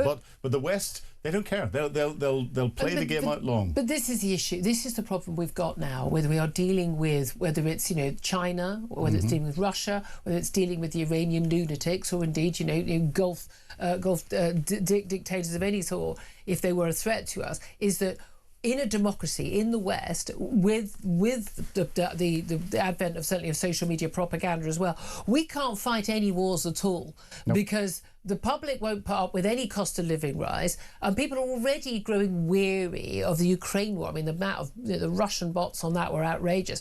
I mean, I'm really sorry petrol's gone up and heating costs have gone up, but I'm sorry, you just think because of that we should just let Russia march into any country they want, and which country do you think will be next? I find it extraordinary. I mean, look, and I don't want to our leaders to be just sort of sending our boys off to die, in muddy fields anywhere. Absolutely not. However, the threat of Iran is real. It is. Okay, whether it's imminent in 2 weeks, 2 months or 2 years, that's too sodding imminent for me. Yes. And it should be too imminent for anybody. They are a threat, not just to our ally in Israel. They're a threat to other Gulf states, also our allies. They are a threat, clearly, with the development of intercontinental ballistic missiles. There's a clue in the name that they are a threat to Europe as well. They are absolute lunatics who believe that if everything is blown up, they are just there with their 72 virgins and it's all fine. They don't care if their people die. They don't care if we die. They're not even that bothered, it would appear, if they die. No, they don't care. Those people cannot be allowed to get a nuclear weapon. So any deal that is done that means that Iran is still in a position where it has leaders who want to develop a nuclear weapon, not for defensive purposes, but for offensive purposes, surely can't be allowed. It can't be allowed in the slightest. And the only way to properly defend our democracy is to have a military capability that is so strong that any of these dictatorships that are out there will suddenly go, no, I do not want to engage. No, but not just a capability, a willingness to use it. No, and a public that will understand that sometimes you have to have a bit of hardship to be safer in the long term. That's what I mean about capability, because capability, military capability isn't something that's in isolation. You don't have a military there just to do military stuff. The military is there as an arm of diplomacy, and therefore it's an arm of our international politics, and it's used from that perspective. That's why we send HMS Queen Elizabeth and HMS Prince of Wales down into Southeast Asia to go around and fly the flag. Okay. It's diplomacy. Okay, yeah. I mean, again, but war is an extension of diplomacy. It's not the alternative. Correct. Really great to have your perspective on all that. I'd love to hear your thoughts on everything we've been talking about. 11:25 is the time. We're going to take a quick break. Going to take your calls. 0344 499 1000 is the number to get in touch. This is Talk.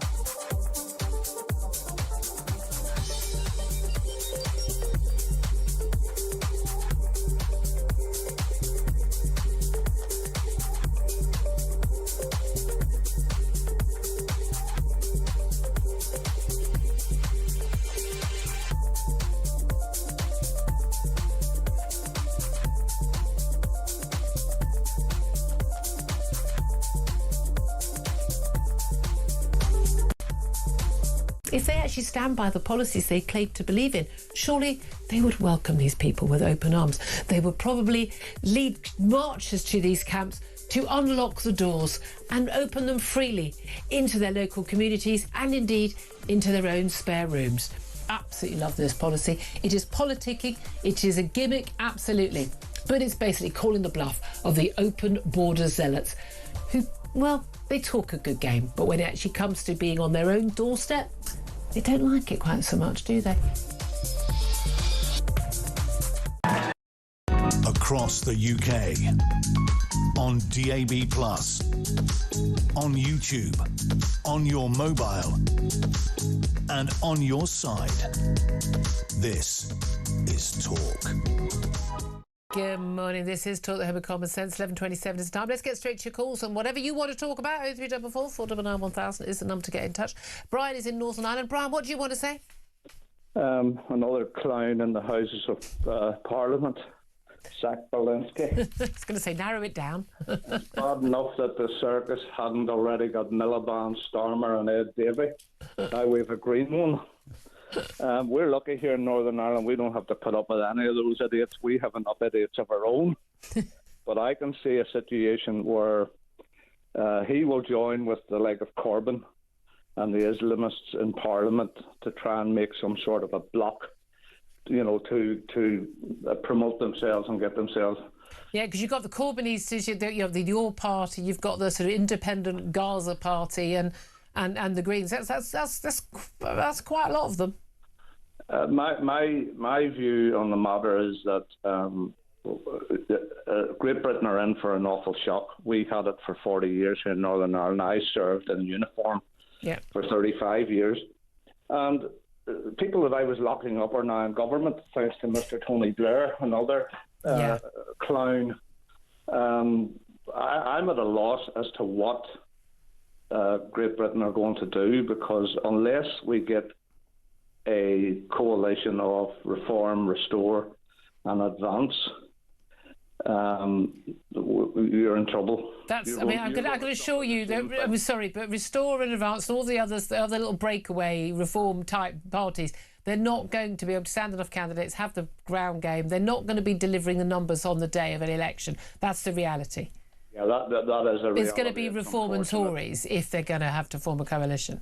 Yeah, but I'm afraid that Britain are in for some of what we got in Northern Ireland, obviously from a different colour or a different direction. Yeah, very interesting. But this terrorism business, anti-Jewish business and all the rest of it is an absolute disgrace.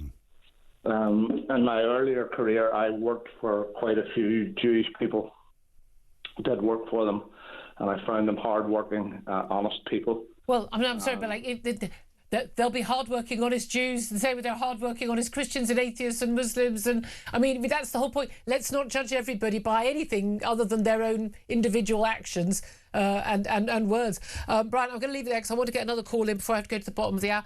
Thank you so much for that. Interesting point to compare with what's been going on in Northern Ireland. David is in Gloucester. David, you want to talk about the fact that 2/3 of basically people under the age of 30 don't even know what VE Day is marking. I know, it's absolutely, well, I don't know, it's incredible, disgraceful, that they don't realise that that's what our freedoms are all about, they're all glued. What's fascinating, they're all glued to their phones. These phones have access to pretty much every bit of information the world has ever known, and they're choosing to play, some sort of computer game on it, or post pictures of themselves, sort of, pursing their lips with a V sign, but they don't even know about Victory in Europe Day. Yeah, but you see, they're not actually reading the news or anything. This is why, the Greens are popular. There was a lad in the village, and he's doing politics at uni, and we said to him one day, which party do you support? Oh, I think the Greens are great.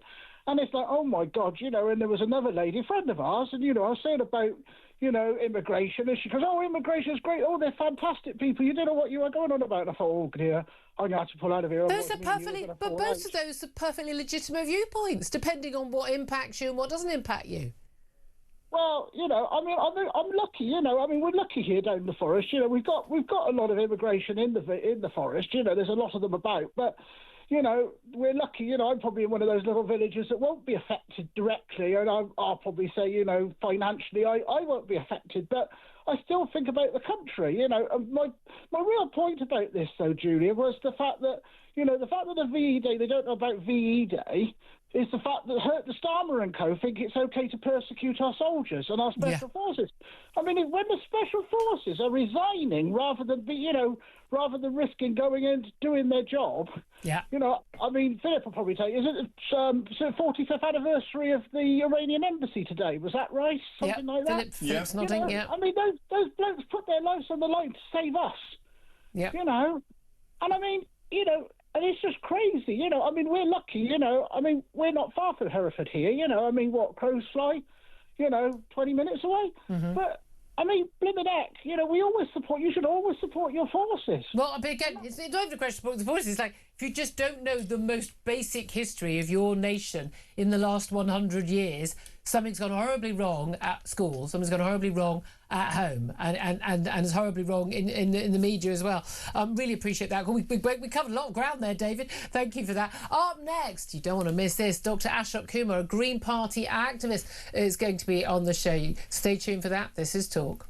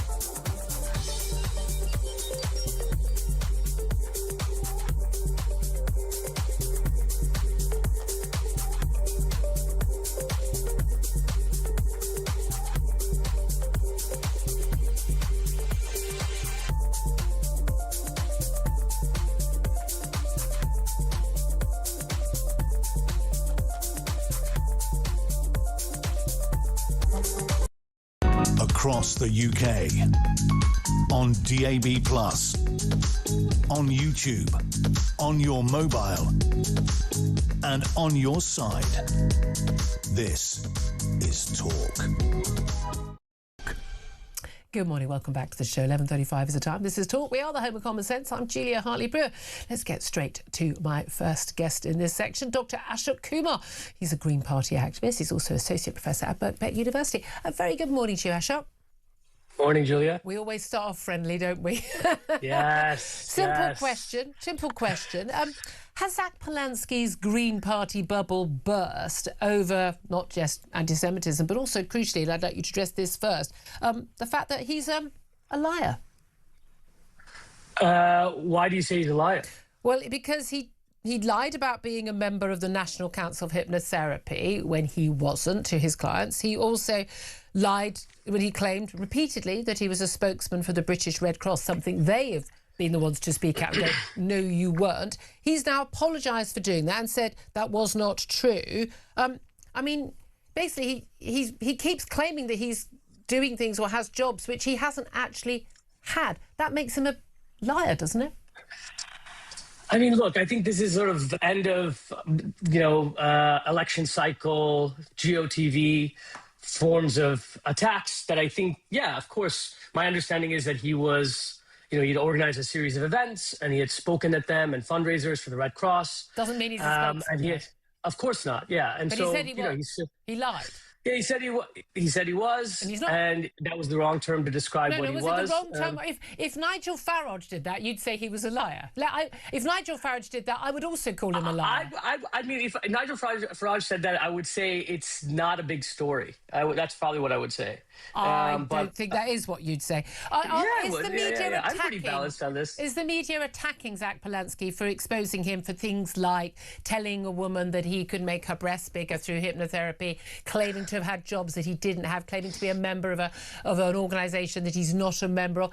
Is that an unfair political attack? No, I think they're fair. I think they're fair to scrutinize people's record. Absolutely.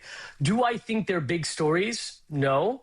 I get the point about, okay, is this a pattern of behavior? I think in the long history of one's record, if they've said certain things that turns out to be, not wildly untrue, but, a bit untrue. Untrue. Yeah, let's say it. Untrue. I don't think that's an indication of them as a person or same as the concerns people have about the cabinet minister who didn't know whether they were a solicitor or not. I'm pretty sure I would know if I was a solicitor or not. The chancellor who didn't know how long she worked at the Bank of England or indeed what job she did at Halifax Bank of Scotland. I mean, we're entitled to judge people if they say things that are blatantly, provably untrue. Of course, I don't think it's a big story, but that's obviously because I think the real stories are, I wish Labour maybe it's the journalists as well, but I wish we could talk more about issues. But I don't think let's do that. Let's talk about issues. Because one thing I think we can all agree is a big story is the fact that we are seeing a massive increase in physical and verbal attacks on Jews in this country. The stabbing of 2 Jewish men by an alleged suspect currently who's already been charged, believed to be an Islamist attack, has caused great concern. We've been big summits in Downing Street, and we're going to be fast-tracking hate crime prosecutions and the like. Now, there's no doubt at all there is a problem of anti-Semitism within the Green Party because the Green Party itself is investigating no less than 30 candidates who have been publicly identified as having posted or said or written blatantly anti-Semitic things, calling Jews vermin, rats, celebrating the October 7th massacre, suggesting that Hamas are, resistance fighters. You are a Green Party activist. Let's talk about the issues. Is it an issue if you support a party and a party has as much support as the Green Party has garnered in recent months, which is basically siding with Islamist extremists and anti-Semites and is putting up candidates in local elections who are blatantly, outrageously, disgustingly racist against Jews? Okay, so firstly, we have over 4,500 candidates. We've gone from a party 6 months ago that was 60,000 to now having 230,000. And so, yeah, of course, needs to be a more thorough vetting process. But it's not that those 30 candidates are being investigated for anti-Semitism. They're being investigated for a series of comments, some of them racist, some of them sexist, or the accusations of that. They haven't been found guilty of that. And a large proportion of them are guilty of being critical of the state of Israel. Some of them, of course, are anti-Semitic, but a lot of them aren't. I think. But no one's being investigated for being critical of Israel. That's not true. That's not true. The list was released by a Labour dossier this morning. I'm sure you've seen it. And they are, for example, retweeting the Bob Dylan lyrics about death to the IDF. I'm sorry, Julia, but that's not a crime. We're allowed to criticize and even call for the death of a foreign army. If I said death to the IRGC, should that be criminalized? If I said death to the Russian army, should that be criminalized? Should I be deselected as a Labour candidate or a Reform candidate or even a Green candidate? The vast majority of these candidates are being investigated for, I wouldn't even say alleged. They have written on their public posts in social media or stated at public rallies on video. They have, including, by the way, the deputy leader, Mohsen Ali, who's, by the way, suggesting a lot of these people should be taking legal action. Some of the things that he has said and he has posted are highly questionable as well. Why do you support a party which has such a problem with anti-Semitism? Look, Look, as I've already said, you think it doesn't? There's a lot of conflation here. A lot of them don't. Some of them do. So I don't think that those 30 candidates out of 4,500 is an indication. This is, I think also last week, for example, Labour put out this advertisement that said, that was Ofcom pulled down, that said, had a person read out all these tweets that by different reform candidates that were racist or sexist or whatever. I don't think that's an indication necessarily of what reform believes. I think this sort of cherry picking, and do you think that therefore that makes reform a racist and sexist organization? Surely not. I think we should treat this in the same way. I think there are parties that have platforms, and those platforms are the policies upon which we run on. Individuals who may have tweeted things years ago out of a massive list of candidates, I think that is not an accurate representation of the party. And I think I would say the same thing for Labour. I'd say the same thing for reform. I think when it continues to happen again and again and again, and you're saying it's a vetting problem, you could argue, why do those people think that the Green Party is the home for them? Do you think that Reform is a racist and sexist party because of the dossier that was released by Labour last week and their advertising? But I think they do have a problem. Why is it one rule? Why is it one rule for Reform and one rule for... No, but I didn't say the Green Party was anti-Semitic. I said you've got a problem with anti-Semitism. It's a different thing, isn't it? I don't think there's a problem with anti-Semitism. I think that a small proportion of candidates who've said things in the past, they're being now investigated. There are questions about candidates both, is an indication. There are questions about the likes on posts and the retweeting of posts from not only Zach Polansky but also both deputy leaders as well. That would suggest there is an issue. Tell me specifically. There are so many pieces of paper in front of me. There's so many. I'll message you afterwards. But you will have seen them. I want to know. Please inform your viewers. I haven't seen them. I'd like to know which leaders have absolutely plenty of them. I'm desperately trying to find them right now. Well, I'm literally in the edge of my seat, Julia, waiting for you to give us this vital breaking news. The anti-Semites are running the party. I'm held back by the fact I can't actually leave through things with plaster on my fingers, but there we are. Oh no. Well, these are issues. Green Party leader shared a conspiracy theory. Rachel Millward, co-deputy leader, shared a conspiracy theory about the Golders Green attack in which 2 men were stabbed. Shared a post which claimed a third victim of the day was Muslim had been erased to suit a weaponised, desperate narrative. I mean, that's just one example. Mohsen Ali. Wait, but how is that an example? You just read out, for example, earlier that there were 2 victims of that attack. In fact, there was 3 victims. The first victim was Muslim. Why is it an anti-Semitic or conspiratorial? Why haven't we mentioned that? The Prime Minister didn't mention that. The media hasn't mentioned that. There was a third. The first victim was Muslim. Do Muslim lives not matter? He wasn't hospitalised. I think the attack was aimed at Jews. Is the viewpoint pretty much? No. Anybody involved. But why not even mention that a Muslim was attacked first? And he was hospitalized, actually. But, his name's Ismail Hussein. Mm-hmm. He was hospitalized.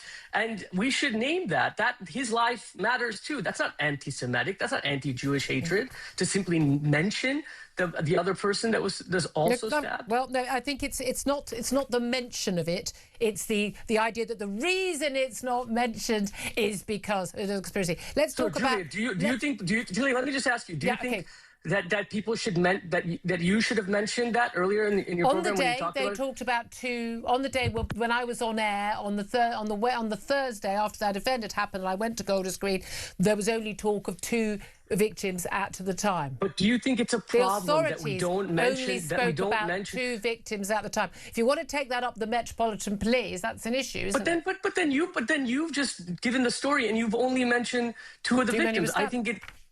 Yeah. 3 were stabbed. Okay, but the Met Police you mention that? and the Prime Minister. The Met Police and the Prime Minister keep talking about 2 Jewish men being stabbed. Yeah, but you're a journalist. You're a leading journalist. You're a leading journalist in this country. They weren't the people being targeted. Who was being targeted? A Who Muslim do you believe and was 2 being Jewish targeted? people. A Muslim and 2 Jewish people. And you think the Muslim was targeted because he was Muslim? Well, I don't know, but I don't think we should not mention that. I don't know the full story. You've mentioned him, but there we are. Can I talk to you about? I've got very little time. I would maybe I'm guilty of conspiracy theories because I mentioned him. You think there's a conspiracy theory behind? I don't think there is, and I think suggesting there's there's no conspiracy. Okay, can I mention other? Can I talk about some other policies? For the love of God, please, Ashok. We've got very little time. I mean, other policies. One of the things I'm asking our audience is about: has the bubble burst? Not just because Zach Polanski is actually facing some daylight. He's no longer being treated like he's a sort of Labrador who's just come in from a long walk and is cuddling up and want to tell us about his policies. The anti-Semitism allegations, the problems on that are being, but also are being looked at. But also some of the more radical policies. Lots of people might love the idea of a wealth tax on 1% on assets above 10 million, but people also understand that in countries that have done these things, you see the wealthy leave and you don't end up making any more money. Net zero carbon electricity by 2030, 70% from wind. That means we're going to be sitting in the dark. A £15 an hour minimum wage for all ages means no one's going to be hiring a 16 or 17-year-old at all, and lots of businesses will simply go under because they can't afford even the current minimum wage and national insurance increase. Legalising heroin, decriminalising drug possession, legalising prostitution, open border policy and giving people a house if they come here, and no deportations. A 4-day working week with a 5-day pay pal. No, none of this is remotely workable or affordable. Isn't it the case that a lot of people, they want to vote against the existing parties? They feel let down, understandably, by the Tories and by Labour. But actually, the Greens haven't actually had to deliver on a workable manifesto because they've never had a chance of being elected. And now they're finally getting scrutiny. They're getting exposed for, frankly, a load of nonsense. I don't know how I can respond to all that. But yeah, look, I think that what we've currently have happened in this country, which is austerity and the depression of wages, has not benefited the economy. We keep talking about growth, that growth model. And the IMF came out and said this 2 years ago. We had the lowest growth of the G20, lower than Russia. And so the program of the Tories and Labour of cutting benefits, cutting the state, cutting increases in wages, not boosting wages, that's not actually good. It doesn't entice capitalists to come here and invest. It actually depresses wages and depresses demand. Policies like increasing the minimum wage, and we see this in studies like the famous Cardin-Kruger study in 1996 from the US that said you increase the minimum wage, you see more circulation of capital at the lowest rung, and you actually see the boosting of the economy and more employment, not less employment, which is counterintuitive.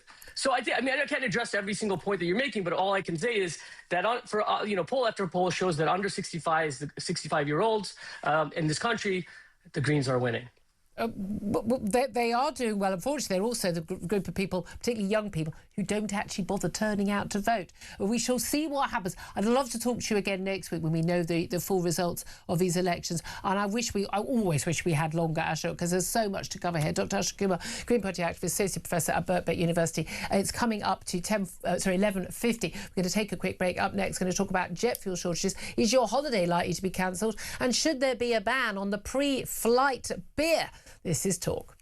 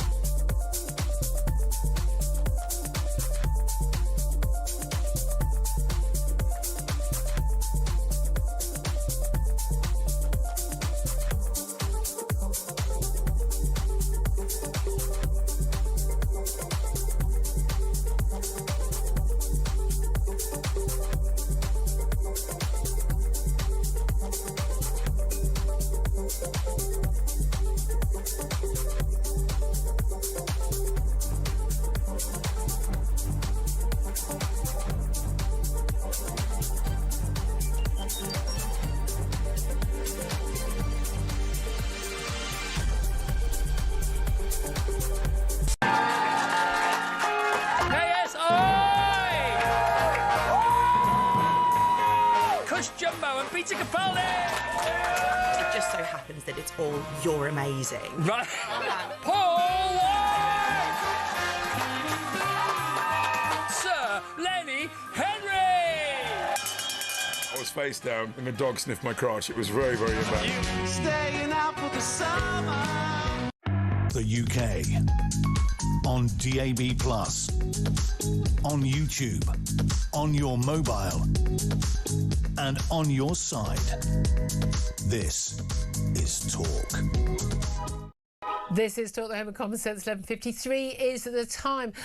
Philip Ingram, you still with me? Just coming. Are you partial? When we talked about this, but are you partial to a pre-flight pint of beer? Well, I'll have a glass or two if I can, and if I'm very fortunate to be allowed into the lounge, there's some very nice drinks in some lounges. Oh, he does the fancy drinking. Yes. Well, we have been told by Ryanair boss, he likes to put his tuppence worth in on everything, Michael O'Leary, that we need to ban the early morning pre-flight pint. We might not even be getting any of those opportunities for a pre-flight pint, get it right, if you actually end up seeing your flight cancelled to go on a holiday this summer. Anyway, let's talk about all of this with travel editor at The Sun, Lisa Minnow. Hello, Lisa. Thanks for joining us. Hi there. Let's talk first of all about those flight cancellations, because a lot of these flights are being cancelled, and they've been cancelled nice and early, which is not a bad thing for us, people not having their flights cancelled on the day. But this is down to airlines saying they just don't know if they're going to have enough aviation fuel. It's more likely that it's down to the fact that they don't know if they're going to have enough passengers and if it's going to be profitable enough, because obviously aviation fuel has rocketed in price.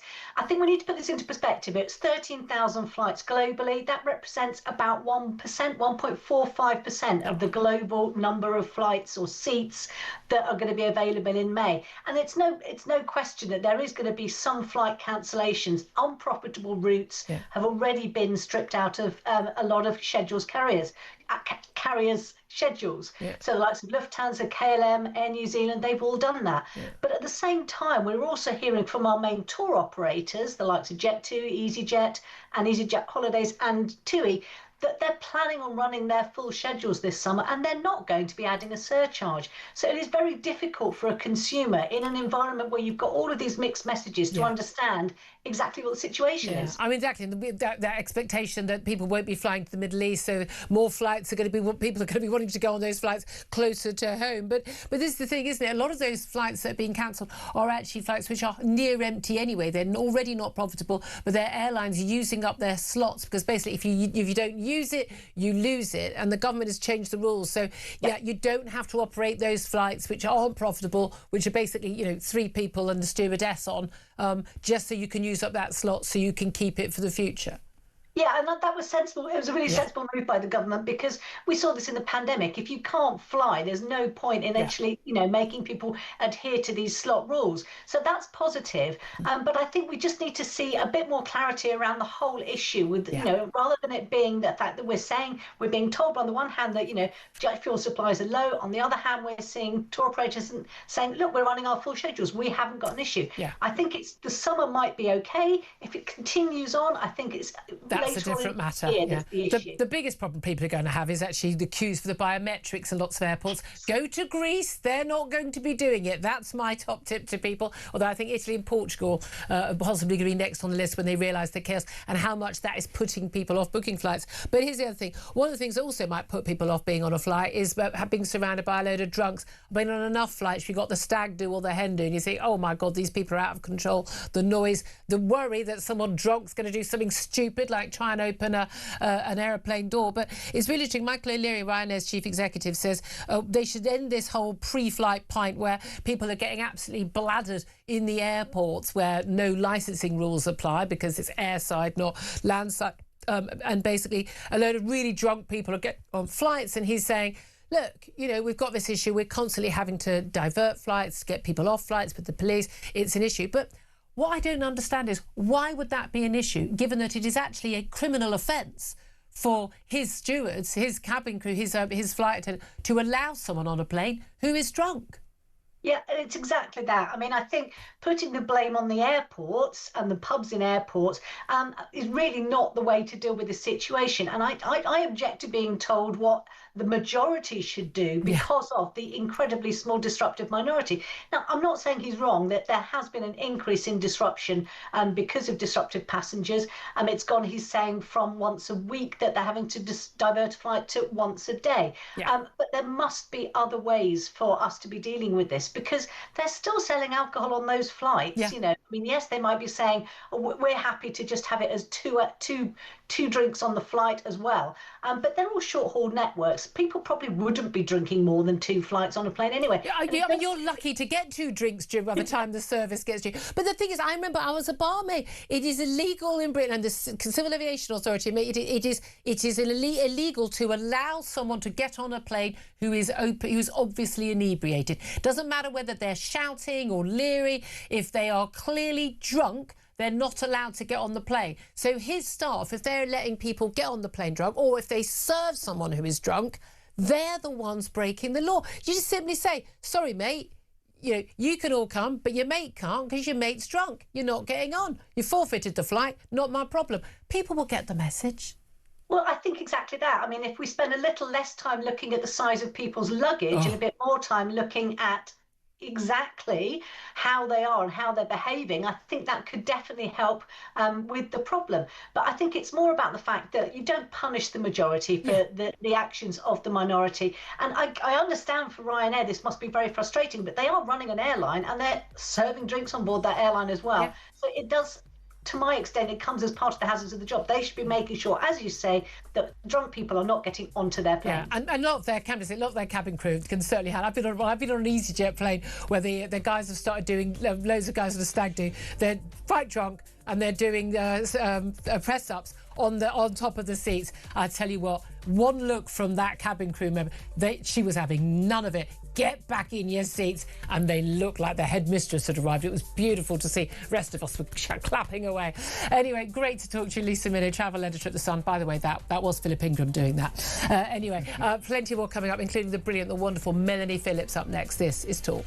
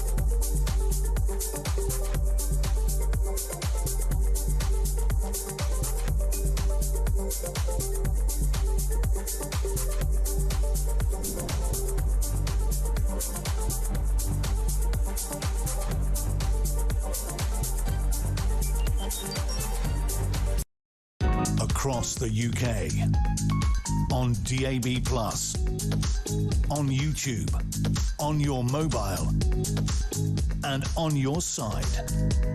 This is Talk.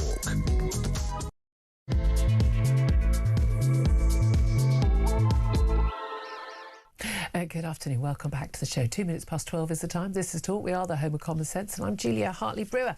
Lots to talk about more on the show. And if you're listening on DAB Plus Radio or on your smart speaker, watching on YouTube or your connected device, thank you so much for joining us. If you missed anything from the show, why would you do that? Go to my YouTube page, the Julia Hartley-Brewer Show. Hit subscribe. You never have to miss a thing. Coming up in this hour, we're going to be talking more about basically the fast tracking of hate crime prosecutions by the CPS, but the announcement from the Prime Minister yesterday about tackling anti-Semitism, and the Green Party being investigating more than 30 council candidates for alleged anti-Semitism, which had an activist of the party, Ashok Kumar, saying no, the party doesn't have a problem with it. These are a small number of those 4,000 plus candidates standing. But is that really true? Meanwhile, it has been revealed that a migrant hotel has an arcade-style video game room and even features an air hockey table. Because, my God, we need to look after these people in a Grade 2 listed hotel. Why are we still paying for this? Bring on the deportation camps, I say. And an investigation has found that, this is not going to come as a surprise to a lot of us. Civil servants are faking office attendance and even failing to set foot in the office, even though their work-from-home rules no longer allow them to work from home all the time. How are they getting away with it? Well, because the bosses are doing it too. We'll talk about that as well. Lots more coming up. Delighted to say Philip Ingram, MBE, former senior military intelligence officer, is still with me in the studio. Hello. The stories, I want you to know, the stories he tells on air about drinking on planes, not as good as the one he's telling me off air, just in case you're wondering. Interesting. It's interesting. I think lots of people are worried about not air flying at the moment. They're worrying about getting cruises with this infected ship and other, deaths and people being removed and from them and not being allowed on Cape Verde and having to go to Canary Islands and all of that ongoing. Have you ever gone on a cruise ship? No, I'm slightly. Well, I'm hesitant. Yes, I have actually. I've done a cruise in the Nile, and I've done what is ordinarily a ferry from Cyprus across to Egypt, but it was classed as a cruise because it was 2 nights. Because it was a bit fancy schmancy. But the cruise in the Nile was. But this is fantastic. one of the worries, isn't it? These are places. We saw this at the start of COVID. These are places which can incubate. The mobile petri dishes. It's the buffet. It's the buffet that'll do it for you, folks. Interestingly, the cruise ship that went on the Nile, the first tour that they did for all the guests, there were a very small number of guests on it, was down into the kitchens and showed just how they emphasised just how clean everything was and how the food was brought in fresh. Meanwhile, they brought a load of dirty guests in, but there we are. Exactly. Anyway, let's talk about something I think, rather more important in terms of our country. Obviously, 20 Brits are on this boat and we have seen deaths, but I want to ask you and my audience what you make of Zach Polanski's Green Party. Has the bubble burst amid, crucially, these anti-Semitism claims, radical policies finally getting a little bit of sunlight on them and actually being examined? And also, of course, his criticism of the Metropolitan Police. There's incredibly brave, heroic officers who tackled the suspected knife man in Golders Green last week, and his criticism almost immediately retweeting someone who's sort of querying what had happened, and he's doubled down, saying he shouldn't have been on social media about it, but doubling down on his concern for how this man was treated, claiming falsely, actually, to Radio 4 this morning that the man was handcuffed at the time that he was kicked in the head. He most certainly was not handcuffed at the time. They were trying to subdue him.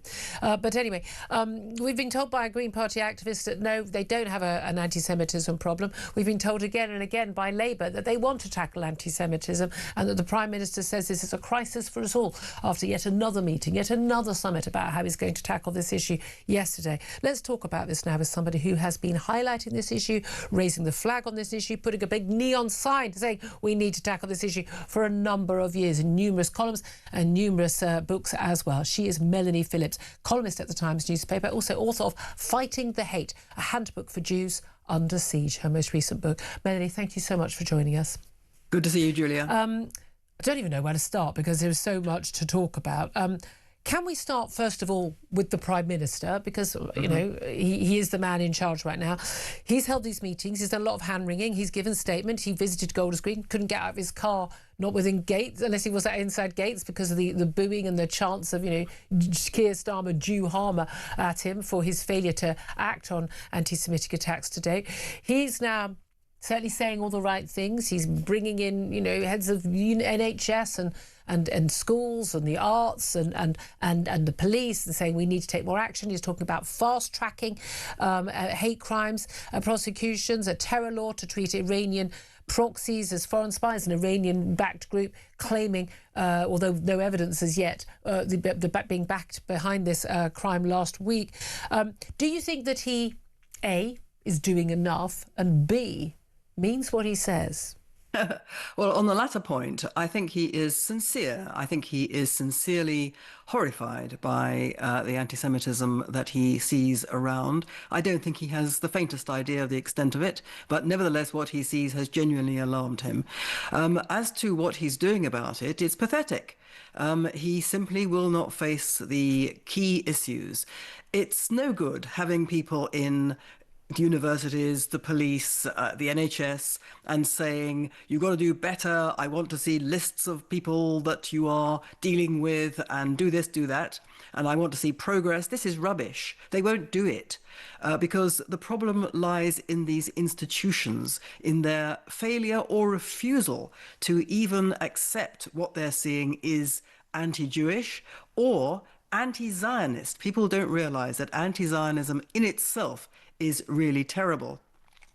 The idea that, you have Jewish patients in the NHS who are now frightened to go and seek treatment because they may find a nurse wearing a Palestine pin badge is an indication of the seriousness of it. But it's no good just exhorting. He has to take action. He has to hold the university's feet to the fire. He has to say, I will take action against you if you don't clean up your act. And the real problem is, however, even beyond that he needs to hold people's feet to the fire, is that he is not identifying the problem properly. He won't call it out. He won't call out the reasons why this terrible upsurge of anti-Semitism has happened. Now, there are many reasons, and there are different constituencies involved. But a key constituency is the Muslim community. We all know not all Muslims are terrible people. On the contrary, they are upstanding people. But there's a vast number who are not. And this it's a minority, but it is a very, according to all the data, a very large minority. Yes, the Muslim community, or the Muslim world across the world, has a serious, enormous and disproportionate problem with Jews. We know that. And that's true in Britain as well. And this is not even being acknowledged.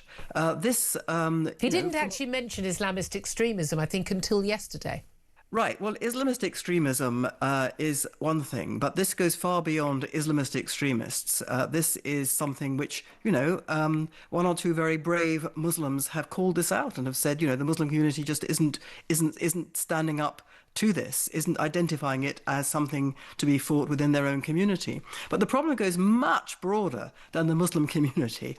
The problem is in Britain's own society, and it's encapsulated, I'm afraid, by the Prime Minister himself.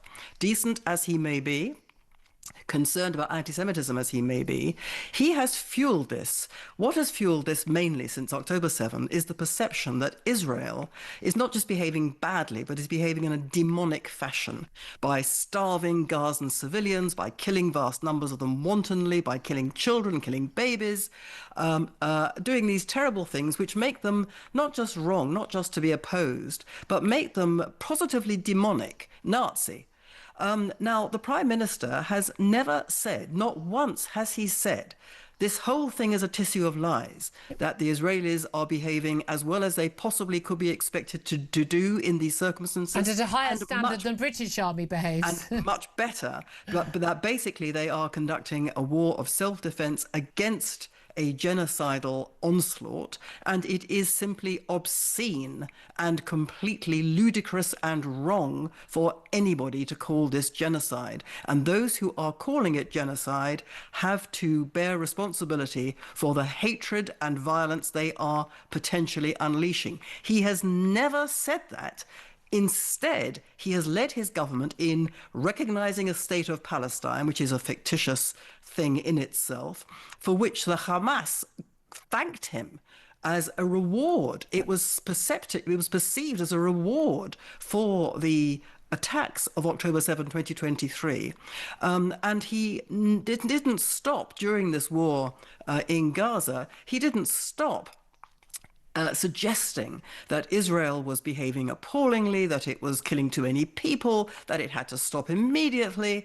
In other words, he has fueled the flames of anti-Semitism by himself promoting in great measure the lie. Even though, actually, interestingly, a government report put out very quietly said it did not agree with, other organisations that had claimed there was a genocide in Israel, in Gaza. Good gracious, to say, I don't agree that there is a genocide. I mean, if anybody had said, if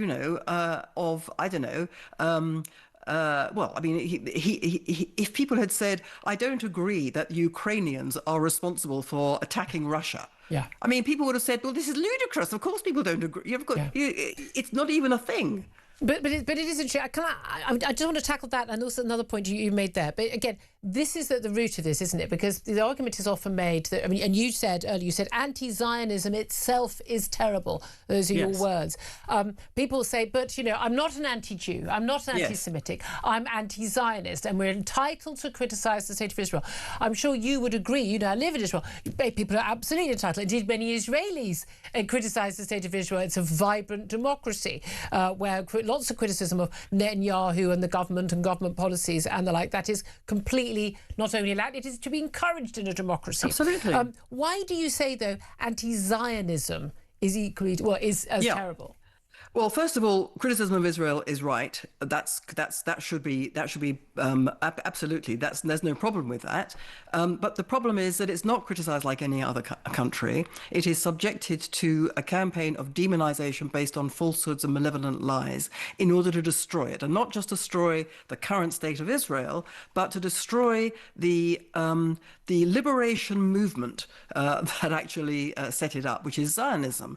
Now, Zionism is simply the self-determination of the Jewish people in their ancestral homeland. Now, if you are an anti-Zionist, then you are singling out the Jewish people for having no right at all to have their own homeland in their own ancestral homeland. And that itself is discrimination, it's bigotry, there's no reason for it except for malice. And to single out the state of Israel as it's being singled out for attack, again, distinguishes it from the way in which any other country is treated. But the other point about Zionism is this, that people say, well, I'm not anti-Jew because I'm just anti-Zionism, which is a kind of political ideology. Well, it is and it isn't. Political Zionism, as we know it, did start up in the late 19th century around Theodor Herzl and so on. But Zionism, which is the ability of the right of the Jewish people to have their own homeland in the state of Israel, that is part of Judaism. You see, the religion of Judaism is an inseparable fusion of the people, the faith, and the land. The religion dictates, or the religion holds, that the Jewish people are bound by divine commandment to live in a certain way and to follow certain precepts in the land of Israel. Now, that doesn't mean that all Jews should live in Israel, otherwise they're not Jews. That's ridiculous. It doesn't mean that all Jews have to be observant religiously. They still remain Jews. You can be a Jew and not be religious. You can be a Jew and not live in Israel, of course. But Judaism itself is it's not it's bound up with Israel. I mean, one of the interesting things I often find is people, we talk about, Palestinian homeland, Jewish homeland. A lot of it is based on a lot of blatantly simple historical ignorance when people say, the Palestinians were there first. I mean, or the Muslims were there first. Well, they couldn't have been, because Islam wasn't invented until 1,000+ years after after Judaism, and you only have to go to Jerusalem to see which order churches, palaces, and temples and mosques are in, to know which order they were. But this is the thing: people say, look, you're entitled to criticise this country and their policies, and a lot of this, you say, based on holding Israel to a completely different standard and for things which they have not done. There's no doubt at all. It is simply it's a matter of fact. There has not been a genocide in Gaza. One of the giveaways of that is the fact that the population, in terms of the non-combatant and the combatant deaths ratio, better than any war ever fought, but also the fact that the 2 million Palestinians are still alive. If there's one thing we know about the Israeli Defence Forces, they're a very efficient and very well equipped force. If they wanted to commit a genocide in Gaza, they could easily have done that and would have done it in a matter of days. And here we are a few years on. And yet, Zach Polanski, I want to bring it on to him. He this morning wasn't challenged on this by Nick Robinson of the BBC. He said, and we know how big this issue is for Green Party voters now. No one mentions tree hugging anymore. This is saving the environment. This is all about Gaza. Even in a local election, talked about the ongoing genocide in Gaza, which is quite bizarre, given we're months after a ceasefire and most of Gaza is controlled by Hamas. Wasn't challenged on it at all either. Do you think the media are part of the problem in this, in terms of the growth of a party that is supposedly the nice cuddly party because they want to look after babies in Palestine, which is how the party seems to be garnering support at the moment? Well, it is just beyond belief that the insanity of alleging genocide, when anyone with two eyes can see that it's not happening, it's very hard to credit that. And certainly the media generally, with some honourable exceptions, has not called this out properly. It's been very weak in its approach to this whole genocide canard.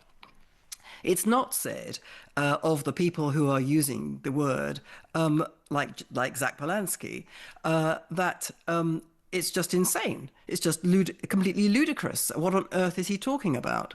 But the media has, I'm afraid, a far greater responsibility in this whole terrible upsurge of anti-Semitism. Because, again, with some very honourable exceptions, generally, month in, month out, year in, year out, the media leaves the British public really in the dark about the Middle East, about Israel's behaviour, about Jewish history in the land, and it presents basically Hamas propaganda, Palestinian propaganda, and I'm afraid to say Iranian propaganda, as if it's credible and worthy of belief, while ignoring or dismissing or calling into question what the Israelis are saying.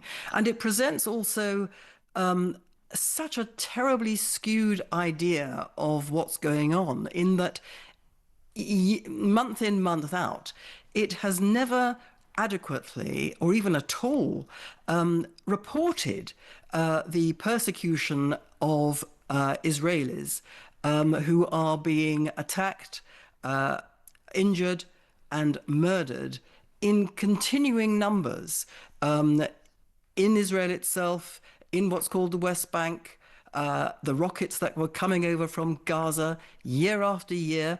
There wasn't a single report of this in the British media. And when Israel finally gets it together to respond and to go into a war to defend itself, because these attacks become too terrible, it's presented always as Israeli aggression. Not surprisingly, people regard it as aggression because they've not been told that how Israel is being attacked. Yeah. And that also happened after the October 7 attacks. Israel made a war of self-defense, which was rapidly presented as a war of aggression. This is wicked stuff. This is not just media bias. This is media malice. Why do you think that we do see the biggest spikes in anti-Semitic attacks, not just here, but in mainland Europe, in Australia, all well documented, after other attacks. So Bondi Beach attack, there's a rise in attacks.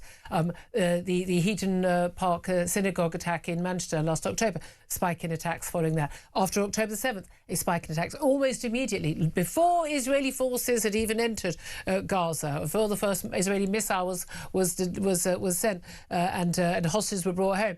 Why do you think that is?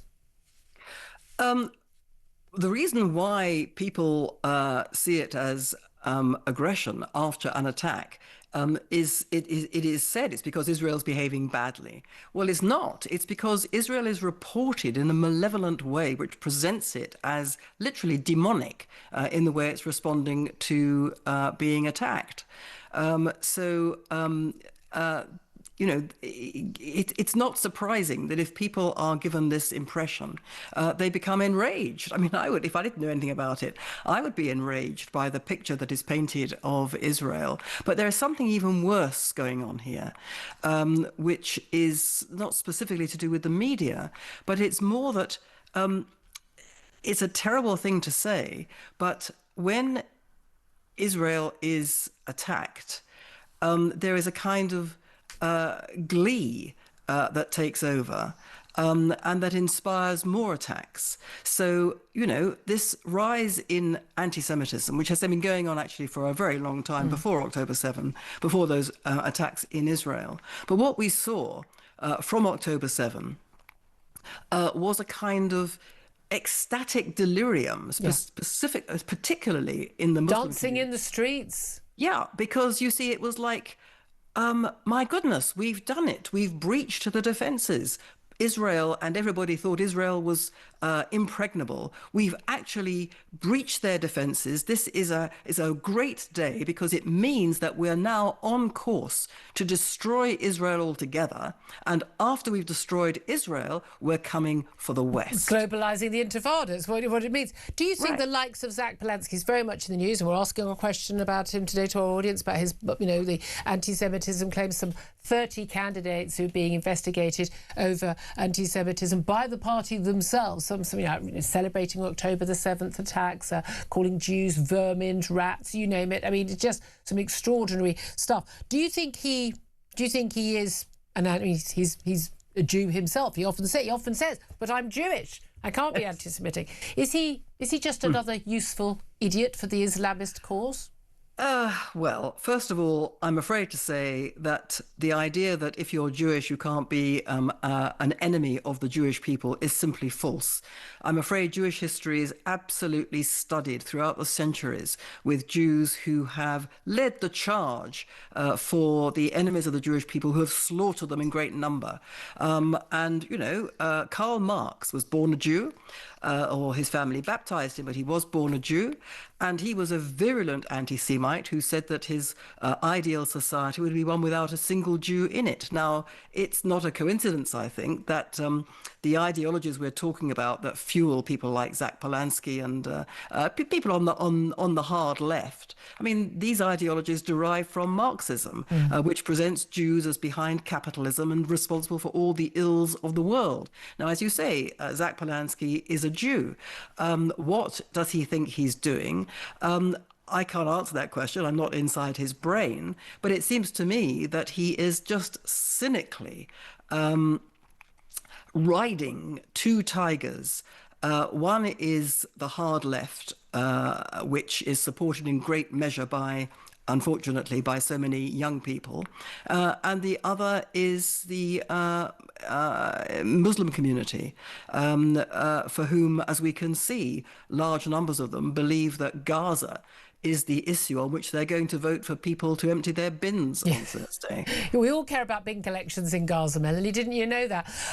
Time is against us. We'll have to leave it there. It's always fascinating to talk to you. Melanie Phillips, thank you for joining us. She's a columnist at The Times. She's also author of Fighting the Hater, Handbook for Jews Under Siege, author of many other books on this issue. Philip Ingram, listening to all of that, was a lot of nodding. And you and I have talked about so many of these issues so many times. But again, we talk, the linking Jews and Israeli policy and Gaza and that is what the conflation of all these things is where we are right now. It is, and when we get into anti-Semitism in this country, whenever you get Keir Starmer recognising the state of Palestine, he is as guilty as anyone else at literally rewarded them for continuing to push this. Yeah. And when it comes to the accusations of genocide and the targeting that's going on, I just urge people to go out and try and find a post that was put up by General John McCall. General John, I know well.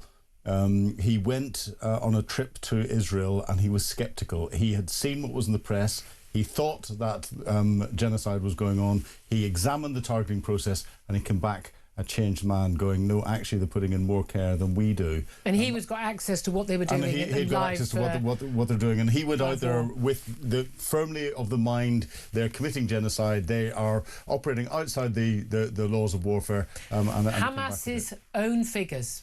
Hamas's own figures in terms of the number of combatants and non-combatants who have died in Gaza, their own figures tell you it was a genocide. Their own figures tell you there is no other country fighting a war ever in the history of the world, especially in such difficult terrain as highly populated cities with buildings which, by the way, have all been set up with IEDs by Hamas and operating coming out of tunnels. There is no other country in the world whose army has actually delivered such few civilian deaths. Full stop. End of. That is not a matter for debate. That is fact.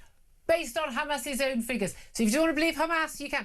I mean, there are many things I want the BBC to apologise for over the years. This is the big one for me. I really do. Yeah. And they still haven't. And if they genuinely believe this stuff, they've got no business being journalists because they don't do facts. If you don't want to do facts, you shouldn't be a journalist. End of story. Going to get your calls. A lot of you calling in about VE Day and 2/3 of youngsters not knowing what VE Day represents. How are we in this mess? Well, mainly because our young people are filled with the nonsense about Gaza for a start. We'll talk about that up next. We'll take your calls. Give us a call on 0344 499 1000 if you want to have your say. This is Talk.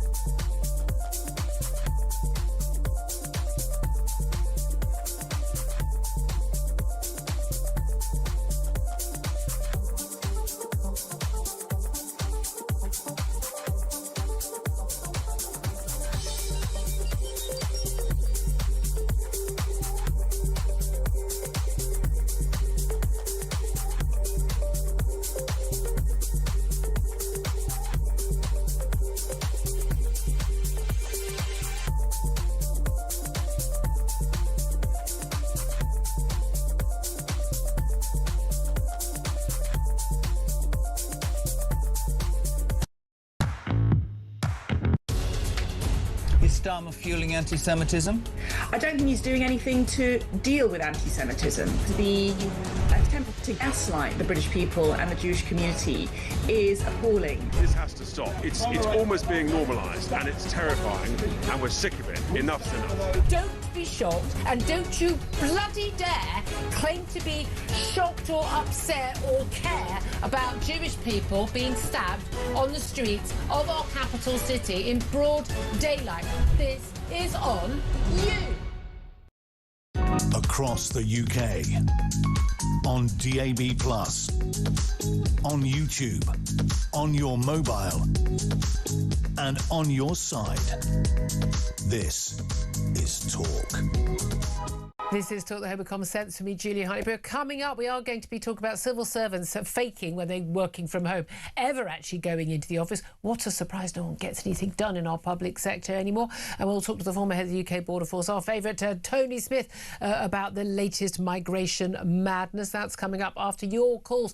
0344 499 1000. Lots of you getting in touch, been asking about Zach Palensky. Lots of texts and tweets about that. Just quickly, has his bubble burst? David says only Liberals with no knowledge of how the world works will continue to support this moron.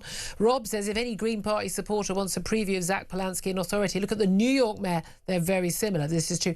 I think Mam Danny, though, is actually very clever. I'm not sure Palensky is. Steve says the party is a Trojan horse for radical Islam taking root in British politics. Already did that with Corbyn, I'm afraid. Liz says, why have the mainstream media taken so long to call this monster out? A very good point. Don't worry, we have, of course, asked many times for Zach Palensky to come on the show. He did come on a few years ago when he was just a mere spokesperson for, I don't know, Just Stop Oil or something. I mean, he probably wasn't even a spokesperson for them. He wasn't a spokesperson for the British Red Cross when he claimed to be. John says simply, they are bonkers. We'll leave it with that. Let's go to some calls now, both of them actually on VE Day. Georgina is in London. A very, very good morning. So good afternoon to you, Georgina.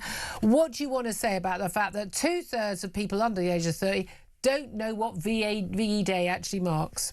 Well, I just want to say firstly, good morning, Julia. Good morning, Philip. Afternoon. Good morning. You just copied me. It's afternoon. Good afternoon, yes. Afternoon. Oh, it's the gin. It's the gin. Georgina's had a few gins in the airport before a flight, I'll guess. It's a tragedy to think that our younger generation doesn't understand the importance of VE Day, Julia. Yes. Our best fought and they died to give us the luxury of our freedom, and to think that they are being deliberately forgotten is a moral failing of our educational systems and our government.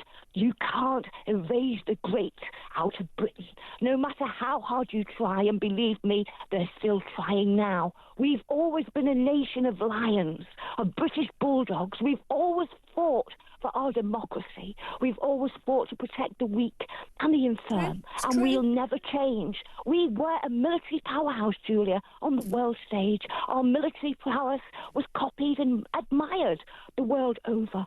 We should honour and protect and be proud of our history and our flag, as this is the flag that our servicemen died for. And this pride must be instilled into our younger generation, every one of them. Our children should be taught about the sacrifices made by our brave servicemen and women, and we should celebrate their victories with pride now and forever. To think that they are being deliberately erased from our history in schools, colleges and universities is an insult to every serviceman that fought or died for our country. And these institutions and our government should be ashamed of themselves for deliberately erasing their memory from the hearts of our children. Amen to every word. But I think the key word you said there, deliberately, it's not by accident, it is deliberate. It is deliberate, Julia. And when we think that our children in schools now are being taught about Palestine and Gaza, it makes me physically sick to think that they don't know how great our Britain is. Yeah. And we need to change that. Absolutely, Georgina. Couldn't agree with you more. I'm sure so much of our audience do.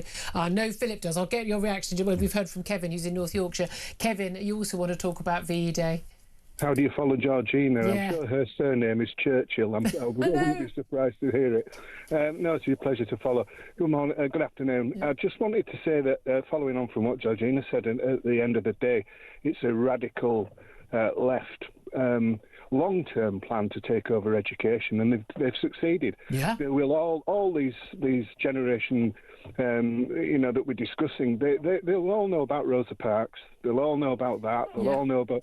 They won't know about somebody like Ignacio Sancho, a young black man rescued from slavery in the 1700s, who was rescued by the British, brought to Britain, became a renowned writer and composer, and he was the very first black man to vote in a British election, and that was in the 1700s, and that was before even most men were allowed to vote. Yeah, you had to have property, and yet none of them will know about that.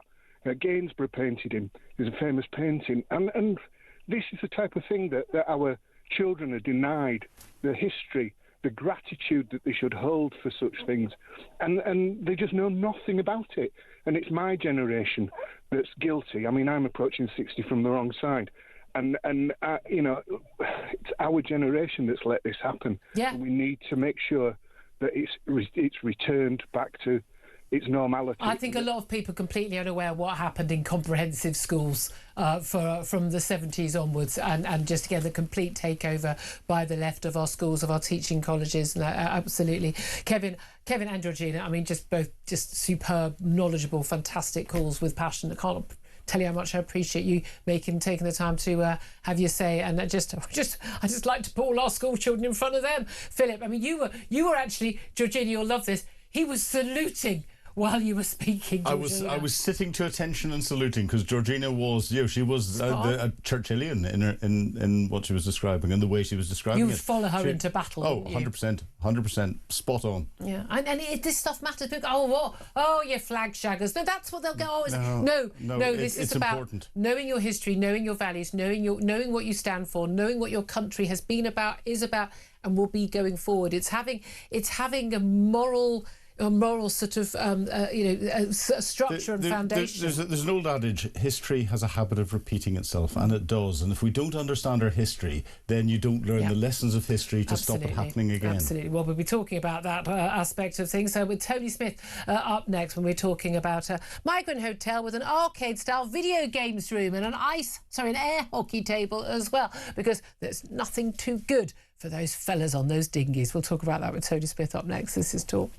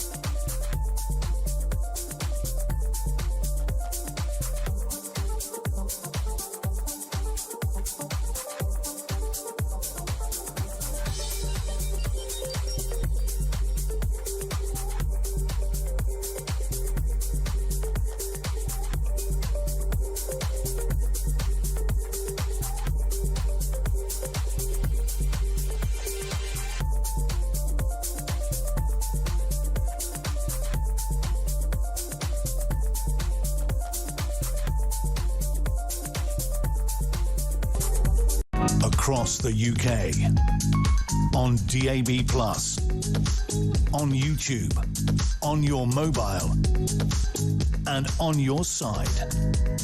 This is Talk.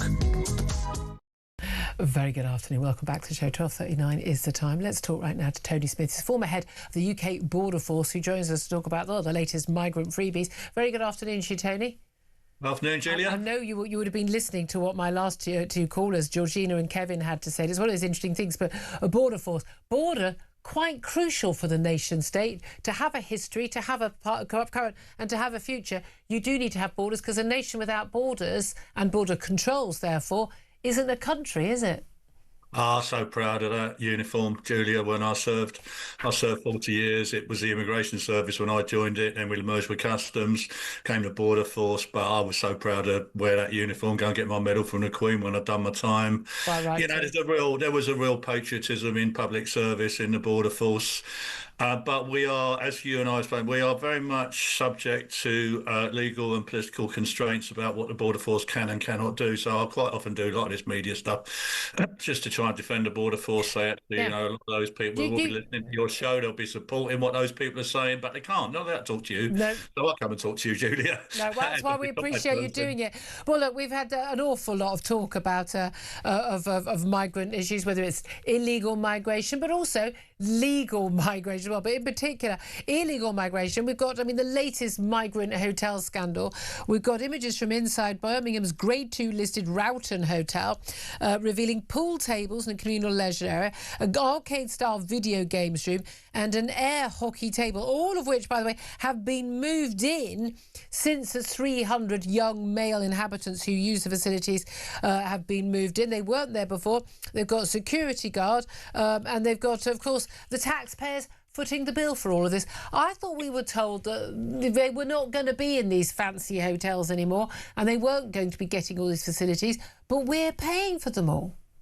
Yeah, so they should never have been in hotels in the first place, Julia. This goes back to a judgment back in my day where we were held, the Home Office were told that you cannot leave asylum seekers destitute in this country. You have to accommodate and support them whilst you're considering their claims. That's where it all began, the National Asylum Support Service back in the early noughties this was. And so we never, ever planned to put them in hotels. They were supposed. We did acquire accommodation from authorities around the country. There was a whole unit dedicated to doing that. But then the hotels were only supposed to be a temporary fix because we ran out of asylum accommodation. It was meant to be a temporary emergency measure. That we would move into but because hotels now has become a complete epidemic in this country. We should not be putting them in hotels. But a lot of hotels were very pleased because in the post sort of lockdown era, people weren't travelling, people got out of the habit, people didn't have money, and a lot of these hotels would have gone under. I mean, my local Holiday Inn, they were saying, oh, we closed for refurbishment because they had no business. And then they reopened, but not as a proper hotel, as an asylum hotel. A lot of them will just say, well, this is our bread and butter now. Yeah, but hotels aren't for that. No, exactly. Hotels are for our community. They're for tourism. They're for community weddings. And they're part of the community. That's why you're seeing them protests. These are our hotels for our communities. They're not supposed to be used for. Now, the government have said, to be fair to them, we're going to try and reduce the number of hotels. That's what they're saying. They have got it down a bit, but they're moving them into houses and not. But that's the thing. I've got to be honest with you. I'd rather have them in hotels than have them dotted around in just random bedsits in the street. So you'd rather not have them at all in the community. I think this is where we come back to, don't we, Julia, every time, is that why are we granting temporary admission to vast numbers of undocumented migrants coming across in dinghies from France? I think the figure's going to break 200,000 later on this week. Well, realistically today, depending on the weather in the channel, because we don't know maybe today, whatever. But I mean, that's 200,000 people that have come here without a passport, without a permission, on a dinghy. It is illegal entry. Don't care what all the lawyers say. It's an offence, illegal entry. And then what do? Well, the vast majority of them are given temporary admission into these places and ultimately would be allowed to stay. You've got to break that cycle, Julia. How many more times have we got to say? I mean, you and I have talked about this a million times. What do you make of the reform announcement at the weekend, which I've said did tickle me rather, that they wanted to deport some 600,000 people. By the way, that doesn't touch the sides of all the people who've illegally overstayed visas as well, and all the people of the backlog, but they get it from lorries and the like. 600,000 people, but they'll need detention camps, 24,000 at a time, not number of detention camps around the country. But the plan would be, they said, if you vote in a Reform Council, Reform MP at the next election, you won't have a detention camp in your area, but we will prioritise putting them in green areas, given that the Green Party say they want open borders to the extent that no one would be deported and it would just basically be a free-for-all for anyone to come here. What do you make of, I suppose, both that reform policy and the Green policy? So this has always been the dilemma, Julie, with borders is, some people don't want any borders at all. Other people want to put a wall around the country and not let anyone through at all. And your landing point politically is always somewhere along that spectrum from one extreme to the other. The trouble that reform are going to have is that, the detention estate has been absolutely decimated over the last 10 years for immigration. We've got immigration detention beds. Last time I checked, there's about 2,300. Half of those have gone to foreign national prisoners because the prisons are all full. And so we haven't got anywhere to detain people. Now, you want to start saying, saying, well, we're going to build hundreds of camps all around the country. Well, how are you going to do that? I mean, where? What do you mean? How are you going to do that? You've got to get planning permission. No. They can bring in a law. They can prevent that. How do you get permission for the Nightingale hospitals? There will be. You won't even need to pay people. There'll be volunteers queuing round the block to build those camps. I will. I know, Julia, but I tell you, it is going to not happen on day one. Of course not. They're going to have a lot of things that they're going to promise. I think that they're on the right lines on what they're saying, but this is a long-term strategy. But isn't the fact that and if there were, whatever party it was, a Democratic elected government in this country, the fact that they would not, for a number of years, being able to, because of the legal shenanigans, to do something that was expressly in their manifesto, that is part of the issue we've got, that our hands have been tied to such a ridiculous extent that we can't do what the majority of people in this country want, which is that people who have no right to be here are no longer here. Yeah, because there's a Gordian knot been tied around this entire process, which has been tied up for the last 20 years, certainly since I've left, which means that the border has been handed over to other people, not the border force. It is a legal and constitutional issue that all you've got to do when you arrive on our shores illegally without a document, know who you are, claim asylum, claim human rights, and you're in pretty well, Julia. How are you going to stop that? You've got to introduce laws much tougher than the last government did. That did not go far enough to illegal migrate. I worked on that for a while. I can see why Rob Jenrick disappeared, because he was immigration minister. You listen to him, it said he resigned as immigration minister because the Sunak government did not go far enough on the IMA. Safety of Rwanda, all that stuff's now been abolished. So you've really got to start again. So, I think we're saying the right things to people. It's what people will want to hear, but they need to be careful about what is their plan for first 100 days, first 6 months, first year. Don't over-promise. Yeah, but that's because people are going to be disappointed. I agree with you on that. Just ask you finally, Home Secretary Shannon Mood, who's talked on a lot of these issues, upset quite a lot on the left of her party, but she said she wants more refugees to come to Britain through safe and legal routes. Once, she says, the Labour Party has fixed, in her words, the broken asylum system. She said she wants to be able to go much bigger on safe and legal routes for refugees. That's one of the reasons she's determined to crack down on illegal migration. Now, one of the issues that people say, there are actually, for a lot of the countries that people are coming from on the boats, that actually there is no method by which they can apply for asylum unless they're already in the country, and wants to solve that. But does that solve the issue, given that most of the people who would be able to get asylum would be families, those who've specifically been persecuted, and then that would mean all of these young men, many of whom are simply economic migrants, would still be coming on the boats anyway because they wouldn't get asylum through the safe legal route? Yeah, so I like what Shabana Mahmood's been doing in the Home Office. I said that to you before, Jude. I think within the confines of her party policy, she's working hard to try to get a grip on the problem. But the problem, as you say, is actually we've got to... She says she's only going to do this when she's fixed the broken system. I don't think she's going to be able to fix the broken system to start off with. I mean, if you were able to fix the system, you had nobody arriving in this country illegally, then there is a system through the United Nations High Commission of Refugees. I worked on this where, we would get that... Most people fleeing persecution are either still living in their own country, a different part of it, internally displaced, we call that, or own the next country, neighbouring country. Lots and lots of vulnerable people, women, kids. We have should gone take out them there all. and flown them in on legal routes and placed them in communities who are now fine, upstanding members of the community. I like that idea, actually, Julia. We would bid for that. So would the Americans, the Australians. Back in the day, we did that. We'd love to get back. But the whole thing's been handed over to international organised criminals now who are running the show. And publicly, it's simply not acceptable to start bringing more and more people in through legal routes if you've not got a grip with that. We're done. We're done, is all I can say. Tony Smith, former head of the UK Border Force, thank you so much. Got a little bit of a statement from the Home Office. This government is removing the incentives drawing illegal migrants to Britain and ramping up removals of those with no right to be here. That is why we are closing every asylum hotel and moving asylum seekers into basic accommodation, including ex-military sites. Numbers in asylum hotels have dropped by nearly 20% over the past year and by 45% since the peak under the previous government, driving down support costs by almost £1 billion. It's a small drop in the ocean, guys. It's not going to fly with us. Your response, Philip Ingram? Yeah, well, I saw a fantastic post which said if the hotels were saved by putting asylum seekers into hotels after lockdown, let's save the airlines now by putting them onto the airlines and flying them home. home. Beautiful. By the way, Truth Social site that Donald Trump has just posted on regarding the Iran and the Strait of Hormuz and where we are with negotiations with Iran. It's one of those thank you for your attention to this matter posts, which usually mean they actually have some substance to them. He's written, assuming Iran agrees to what has been agreed to...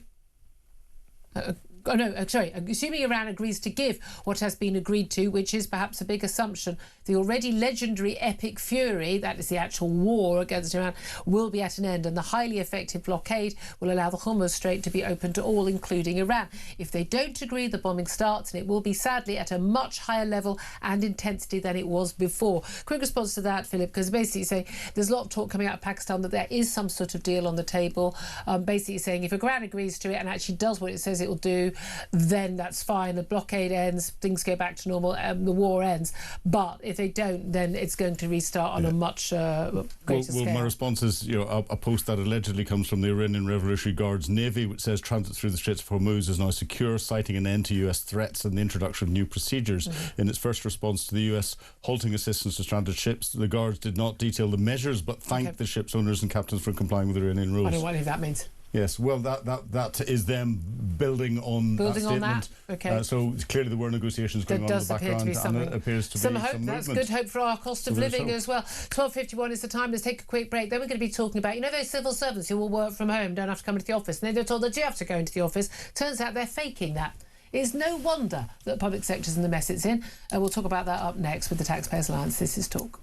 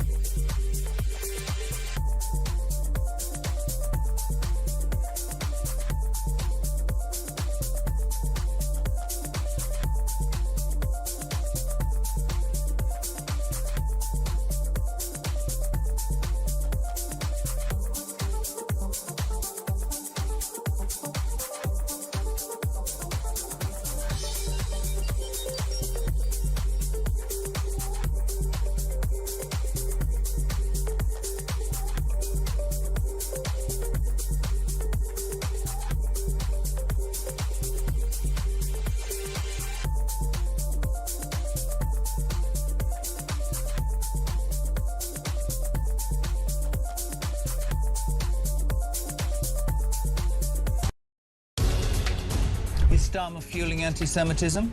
I don't think he's doing anything to deal with anti-Semitism. The attempt to gaslight the British people and the Jewish community is appalling. This has to stop. It's almost being normalised, and it's terrifying, and we're sick of it. Enough's enough. Don't be shocked, and don't you bloody dare claim to be shocked or upset or care about Jewish people being stabbed on the streets of our capital city in broad daylight. This is on you. Across the UK, on DAB+, on YouTube, on your mobile, and on your side. This is Talk. Good afternoon, welcome back to the show. Running a little bit late, as I often do. 12:54 is the time. Let's go straight to my next guest. He's Benjamin Elks from the Taxpayers Alliance, here to talk about, well, civil servants, the ones who, work from home, wink, wink, wink, but who actually told you have to go into the office, who are now faking office attendance and failing to set foot in the office for years on end. A very good afternoon to you, Benjamin. Good afternoon, Julia. Great to be with you. This is extraordinary, isn't it? Whistleblowers, it's a Telegraph investigation. They've exposed a work-from-home scandal gripping the public sector. And basically, civil servants, and often, those Whitehall, quite well-paid ones, not going in the office, despite being told you need to be in a certain number of days a week, at least 3 days a week. And they all take, what a surprise, Monday and Friday off. And simply not turning up or pretending they've been in the office when they haven't. What on earth's going on, and how is this being allowed to happen? Yeah, this is really quite an extraordinary story. So we've had reports of people essentially going along to nearby car parks in order to connect to the Wi-Fi and then heading off home. We've got people turning up for a couple of hours and then disappearing from the office. So they are essentially, as you say, sort of faking appearing in the office, and they're only expected in 3 days a week. Yeah. It's not exactly a lot to ask. You're not having to get up early on a Monday morning. What I love is that the senior managers at HMRC, where this is a massive issue, they call it a drive-by login. I mean, on one level, I kind of admire their creative thinking. If only they could apply that level of thinking to their job. Exactly, yeah, we might not be in such a mess that we're currently in. Yeah. But yeah, I mean, the HMRC one's a fantastic example. There are over 3,000 people who haven't been in the office for between 6 and 11 months. And at the same time, you've got there was a report out showing that 44,000 people were on hold to HMRC for more than an hour and then got cut off. So this is clearly having an impact on, of course it is, on performance. And we've seen that. I mean, post-COVID, this whole sort of thing. Well, people are working from home, but they're working much more efficiently. The stats don't show that. And again, if they were working much more efficiently, then the phone calls would be answered, wouldn't they? Because they wouldn't be in meetings. They wouldn't have to be walking to the coffee machine at the other end of the office. We would see the impact. And what is so obvious is to us is that how many of those private firms who said, oh, no, this all works brilliantly, Google, the big banks, they all, within a year or two, went, yeah, we need you all back in the office because we don't think you're doing anything, basically. And these are companies where they actually need to deliver. And the reality is, a lot of these places, these public sector offices, no one is delivering. Exactly. It's a total nonsense. And, the size of the civil service itself has continued to grow. It's gone up by over 130,000 in the last 10 years. So there are now about 550,000 civil servants in the country, and a cost of £21 billion a year. And this is all being shouldered by taxpayers who are just getting worse and worse services. Things aren't improving. And then we have these stories of, as you say, these civil servants being very creative in finding ways to get around doing the bare minimum. I mean, there is a point. I mean, again, when I write a column, I much prefer to be at home on my own in silence. Right, I've got a desk, but we hot desk in this office because we've got so many different shifts. I don't have a desk after I finish the show. I don't have anywhere I can sit and work, and certainly not somewhere quiet. There's an argument for people having some time if there are certain projects they're doing, certain they're doing. Working from home, got no problem with that. But the reality is, an awful lot of people are just simply not leaving their homes at all, or, as is often the case, they're walking the dog, they're in the supermarket, they're doing other things. Well, you're not doing your job if you're walking your dog, are you? Exactly. And as I say, they are only expected in 3 days a week. Yeah. So they still get 2 days at home where they can have that sort of, if they are actually working, then they've got that quiet space and the opportunity to do it. But as you say, I suspect a large number of them are doing sort of the household chores that they don't want to do on their weekends. They are out walking the dog, doing anything